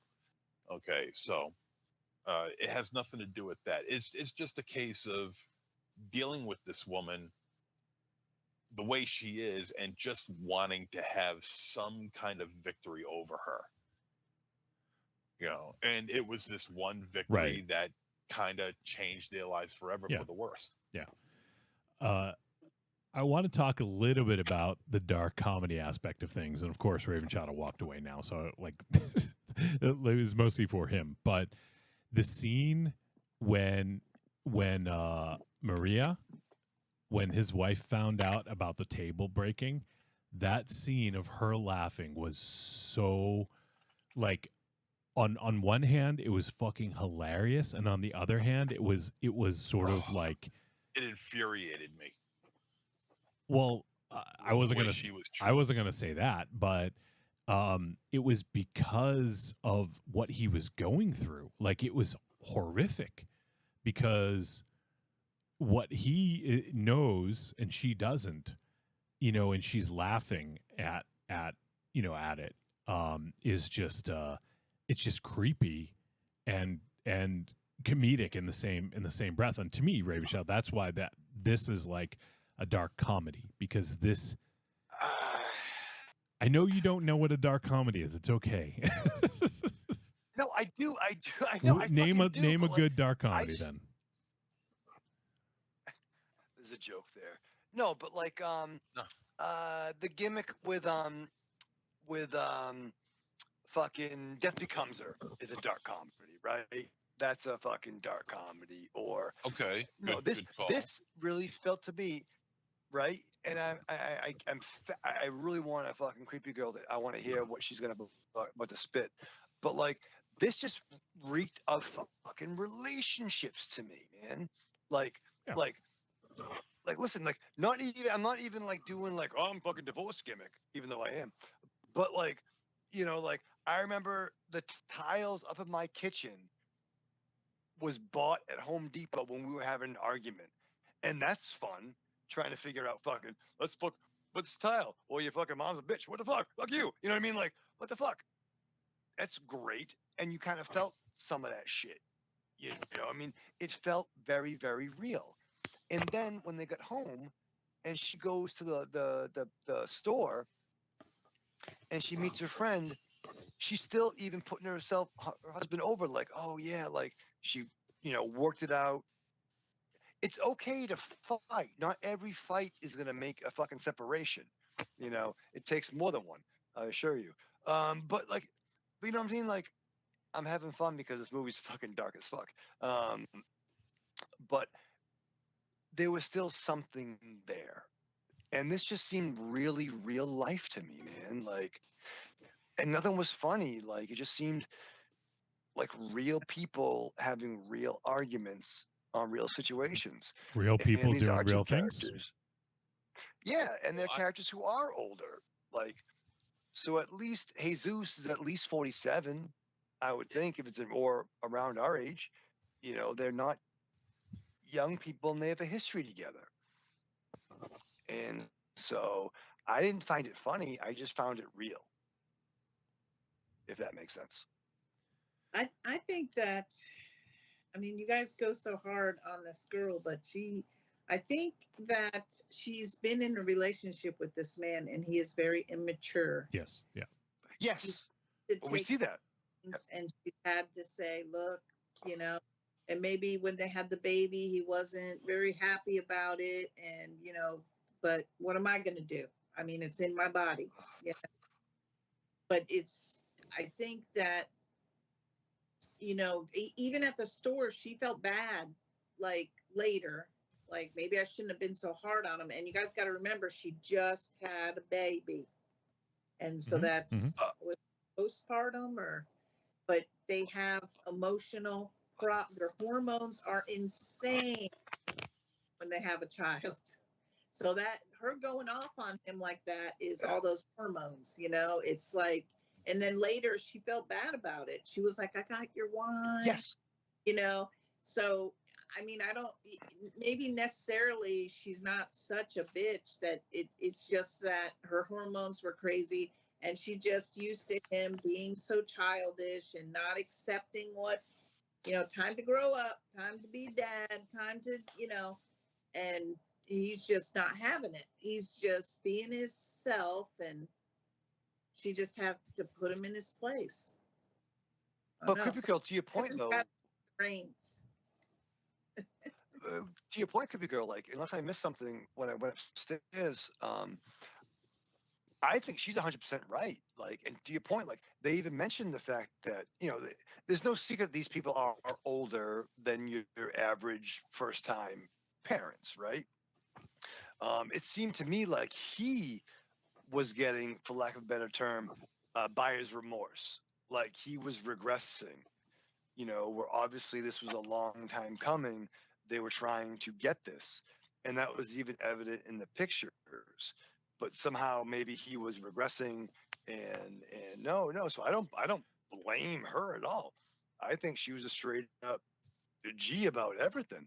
And she just needed a fucking break. So you know what? I'm fucking going. I need this break. And I thought the conversation with a friend that was like, enjoy the quiet moments. Like, that's gonna be fucked up. Like I said, I didn't create life, but I came into it season 2, if you will, with my stepsons. You know what I mean? But when they make the comment about even enjoy taking the trash out, Yeah. And the first thing she did was try to put him over. Oh, he's a great dad, this and that. And to me, the problem was with Jesus, potentially in a lot of ways. But no, I'm joking. But like, Well, yeah, I mean, yeah, like And then it wasn't her. His brother's pretty much not. I don't know. He's seen, dating the younger girl and maybe. Yeah, and I'm not sure. He might be the older brother. Gray hair isn't always an indication, but I do have a question about some dialogue that I don't know if we should. Maybe I'll say for the end or offline. But yeah, it was all his shit that he was working out, and he fucked up, and then some fucking shit happened. But yeah, by no means is the wife to blame. I don't think. And she even tried. She was even like, hey, maybe we shouldn't. This is fucking stupid. And it wasn't until he kind of fucking kept fucking dying on that hill and doubled down on the fucking 2 fucking naked chip coffee table fucking gimmick. When she's like, no, dummy, this is too expensive. This is stupid. Like, well, yeah, I don't blame her at all. At all. Yeah. So MZ, I actually wanted to get your thoughts. You started to comment a little bit on when she was laughing at him about when the table broke. Was there anything you wanted to add to that? No, I feel like when she started laughing at him, it was kind of it kind of infuriated me. Because here's a guy, he's just trying to, like I said, get a victory over his wife, and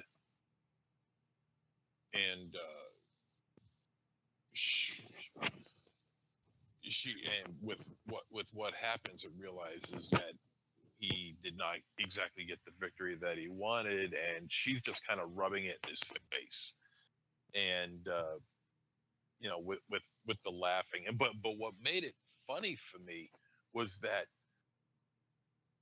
what turned from infuriation into comedy for me was the length that this took.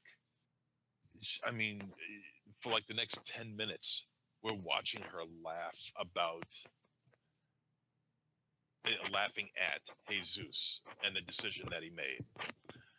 And just laughing and talking about it, laughing and talking about it. It was getting to such an extreme level that you couldn't help but just laugh at it, even though you do kind of feel for Jesus. So that's what I just wanted to say about that. Yeah, I mean, I think I took that as it elongated a moment in time. It was so much more exasperated by Jesus because he knows what he fucking witnessed. So like, I could see that as his wife just like, oh, busting balls. Yeah, you fucking glad you did that? Like, I've done that. Like, oh, yeah. Fucking, I told you the car's over here, but you felt it was back there. There's a certain level of chops busting. But I think because, Jesus was going through shit, everything was magnified. As a viewer. This hit me a lot, so I'm sorry. I'm very. Hit me quite a bit. I think that scene with with her laughing was more just being demonstrative of you made such a fucking dumbass decision, and you were like putting it in my face, and you were just trying to prove me wrong the whole time, and look at how this backfired. Look at this. That's really what I got from it. So MZ was like, well, I feel like he's projecting a little bit, to be honest. Because he's coming back. Yeah. But I can't tell you how many times like Marion's been not how many times, but this time's been like, oh, Ollie has to go out.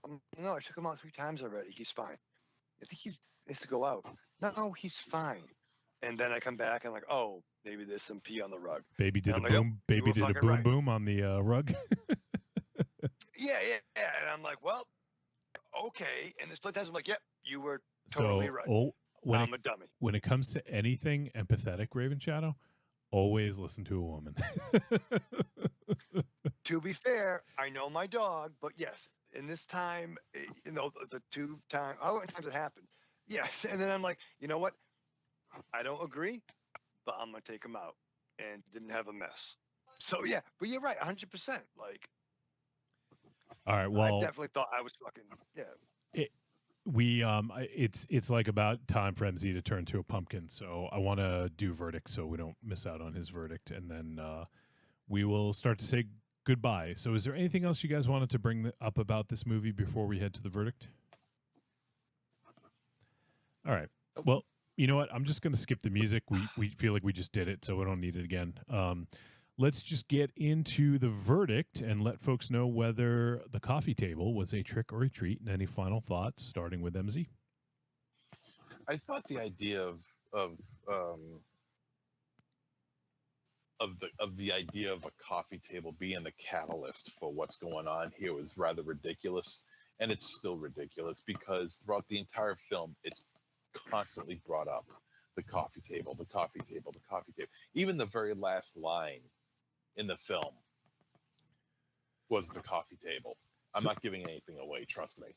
Yeah. But it's the very last line in the film. And I'm like, they're really harping on this. And there's just nothing attached to the coffee table that has anything to do with what happened. Get out of here. With what happened in this movie. Absolutely nothing. I think you're wrong. And I know this is your verdict, so I don't want to interrupt, but it was the decision. It didn't matter what it was. It was the decision he made. That's it. So it didn't matter if it was a coffee table, a sofa, a fucking TV, an iPhone. That's fine. Whatever. That's fine. But the point is that it's constantly brought up.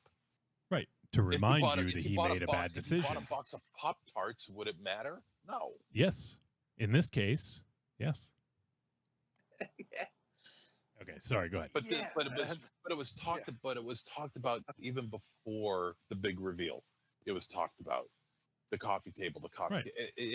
Nobody shut up about the coffee table. Personally, I find the coffee table to be seen as the way they saw it, as some mystical thing, as some cursed object, and as completely irrelevant. What happens with the coffee table, yes, I understand it, but because it's constantly brought up, they're supposed to make us believe that the coffee table has some sort of a curse on it, and it does not. Now, that being said, what we have here is a really interesting thriller. The tension is really, really high on here. The performances are really, really good, solid, believable. The dialogue at times is quite organic, and I am a sucker for organic dialogue. And just the tension that gets ratcheted up as it continues, and also the side stories with the little girl, the 13-year-old girl. Yeah, you don't even want to. That's talk a about fucking her. horror movie into its own. Yeah. She was just adding fuel to that fire. She sucked. Oh man. And so, I mean, with everything said, I'm going to give this a treat, but I still don't buy into this whole coffee table idea. I'm about ready to die. The fuck? My battery's at 12%. Oh, 12. You can, all right, you can get through this. Let's continue on. Raven Shadow, go ahead. All right. I am so fucking moved by this movie. I am so uncomfortable by this movie. There was nothing fun about this movie at fucking all, dude. Like, fuck that, dog. Like, it brought back so much shit. Like, and again, like, I kind of want to I wish we talked about this first. I wish we're all hanging out having beers or fucking whatever, talking about it, especially from Creepy Girl's perspective. You know, as a legit, parent, because both these movies have significant fucking shit. Obviously, as a woman, I think about moments in the past continuity where accidents happen. I don't know. I fucking hate. This movie really impacted me. I could tell stories. It really did. Like, I remember the worst birthday I ever had started out with my youngest stepson. And the only reason I say step is to identify. I would always quote the Brady Bunch, where the only steps we have are the ones to our house. But I remember I was vacuuming the living room, and his dad was coming to pick him up. And he was in his room, and he had long, like, dangly things from his ceiling fan. And somehow one of the ceiling fans fucking thing flipped up amongst the blades, and the glass rained down on him. And I remember going into the room, picking the glass up, vacuuming, like, how'd this fucking happen? Or those moments in life where I've broken glass. I fucking hate broken glass, dog. But those moments in life where you're Who like, likes broken glass? Fuck? I don't know. Wasn't there a song about that? I'm not sure. But, like, those moments in life where you're like, are you fucking shitting me? And this movie could have been a remarkably dark stage play too, which I love. But it was fucked. I loved. How can one of the dopest bedrooms be fucked? It was a dark, fucked up movie. I will never watch this again. Oh, MZ's getting Chewbacca. They he's had getting mad at original you. fucking. No Godzilla figures. No, but they did have a My Pet Monster. That's true, right? Normally you call that your penis, but wow. But no, this movie fucking moved me. It's fucked up.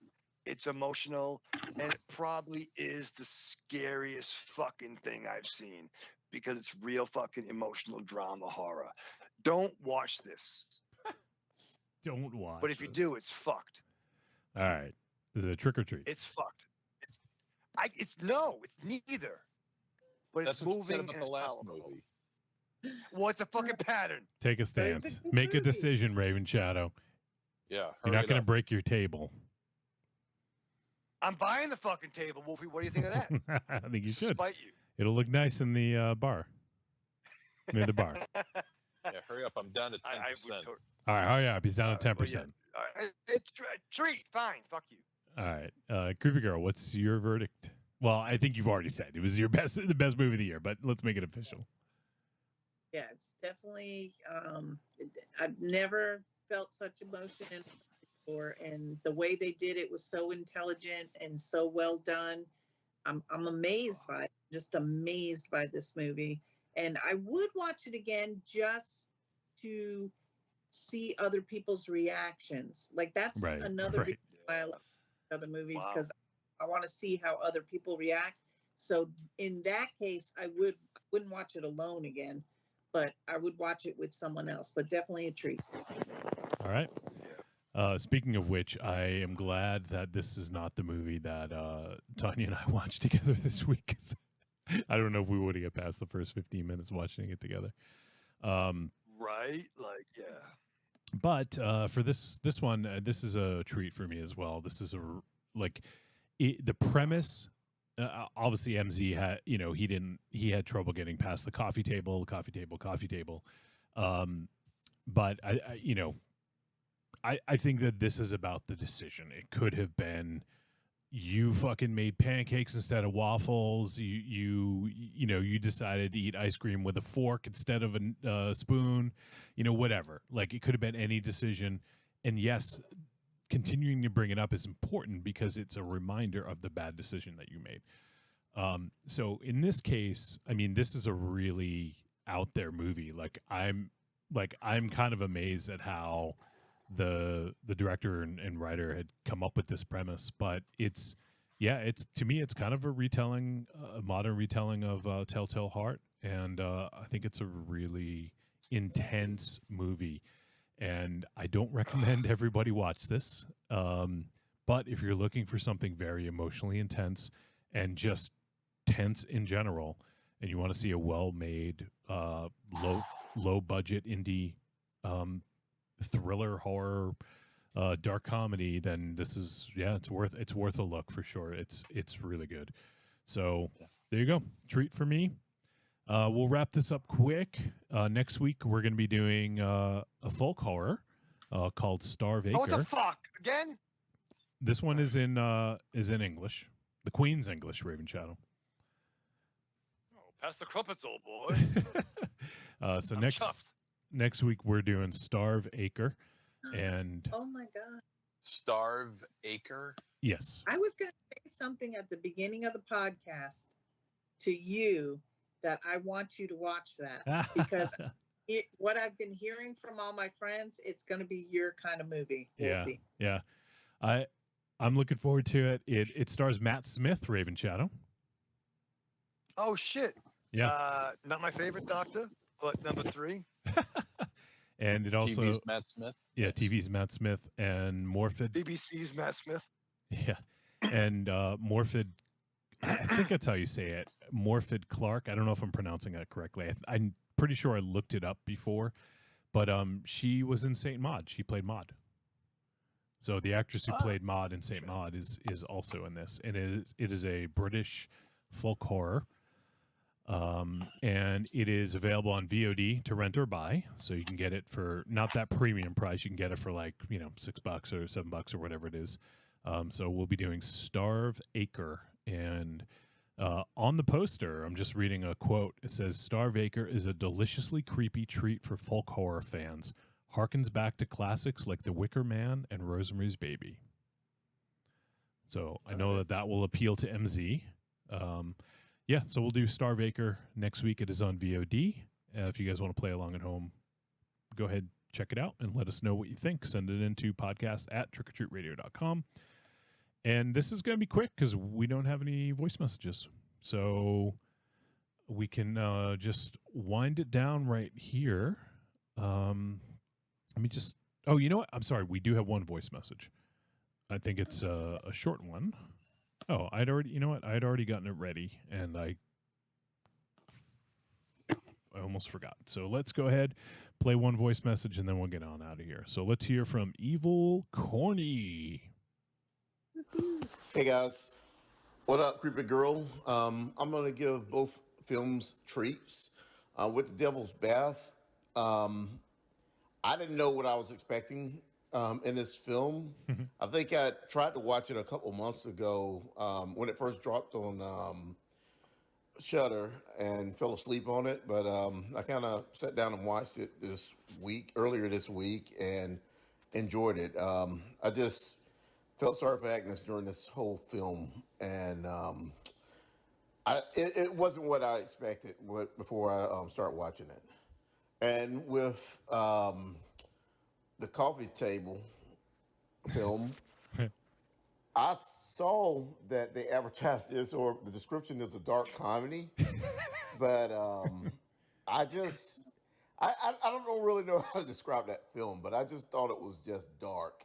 It just seemed like a messed up episode of the Twilight Zone or whatever. And also my uncles, my mom's brothers, they had furniture like that in their houses, and that kind of, amazing. That coffee table kind of took me back a little bit, just because that's the type of furniture my uncles have in their houses.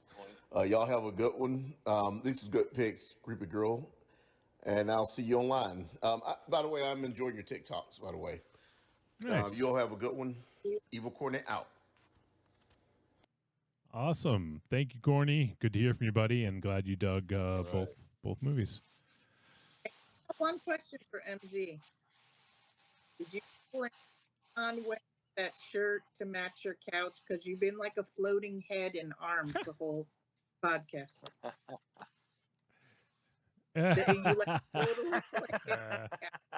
It's kind of funny.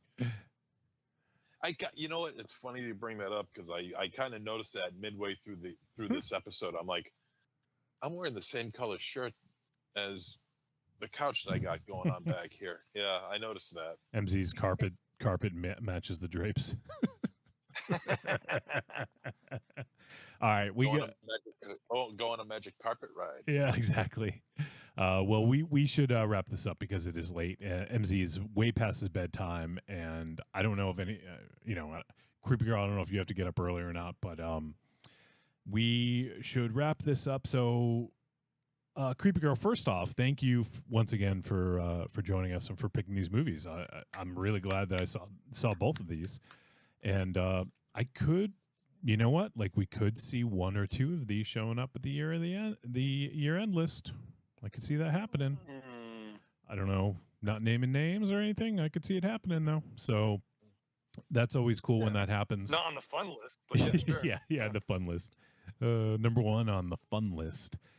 But yeah, we appreciate all the support, Creepy Girl, and just and just your friendship and what you do for horror. So thank you so much. And I'm sorry. Go ahead, Creepy Girl. I just said thank you for having me. Of course. I love. Yeah, it's awesome. It's always fun to do this. So, okay, awesome. Let's Creepy Girl. Let folks know where they can find you on TikTok, or just feel free to promote anything that you want. Well, I mean, I'm on Facebook and I have Creepy Girl movie reviews. I'm on YouTube, Creepy Girl movie reviews. And TikTok, I think I'm just Creepy Girl on there. But yeah, every movie I watch, I always review. I mean, if it's horror, sometimes I don't review. I do sometimes review other movies, but mostly just the horror stuff. Because that's mostly what I watch. Very cool. So yeah, everyone go follow Creepy Girl, and you're doing the 99 days right up until Halloween, right? Yep. And then I'll do 31 days too. Cool. So, yeah, keep an eye on that and follow Creepy Girl on TikTok or any other social media, whichever one you're on. All right. Well, let's start our goodbyes, and you guys can say goodbye to Creepy Girl as well, starting with MZ. Arrivederci, douchebags, and Creepy Girl. Thanks for coming on. Appreciate it. Love having you on. You know that. You always liven up the place. She does. She's very good at that. Thank you. All right. Raven Chatham. Creepy Girl, mad respect, totally killer. Huge fan of the new TikTok gimmick. And I'm saying that a lot because I've been watching it. It makes me smile. I feel I would love to discuss both these films for another 2 hours, but end of the day, thank you for all the for everything you've done. Thank you for just being a friend, as the Golden Girls song says. And I'm so happy we got a chance to actually have dinner and have drinks a little while ago, and that's dope. You rock, and thank you so much. So for this time and for next time, live fast, love hard, die with your mask on. Yeah, I'd forgotten you guys had dinner not too long ago. That's awesome. All right, well, that is going to do it for this episode of Trick or Treat Radio. We appreciate you guys tuning in, and for Creepy Girl, as always, for being so awesome and supportive and picking some great flicks for us to discuss. I think we had some really good discussion tonight. If you guys have thoughts you want to send in, if you're yelling at your phone or device, thinking we're idiots or we missed something, send it to podcast@trickortreatradio.com. And next week, we'll be doing the film Starve Acre. That's STARVE, star, like starving, and acre, ACRE, Starve Acre. It's on VOD. We'll be doing that next week, and we'll see you guys then. All right, see you.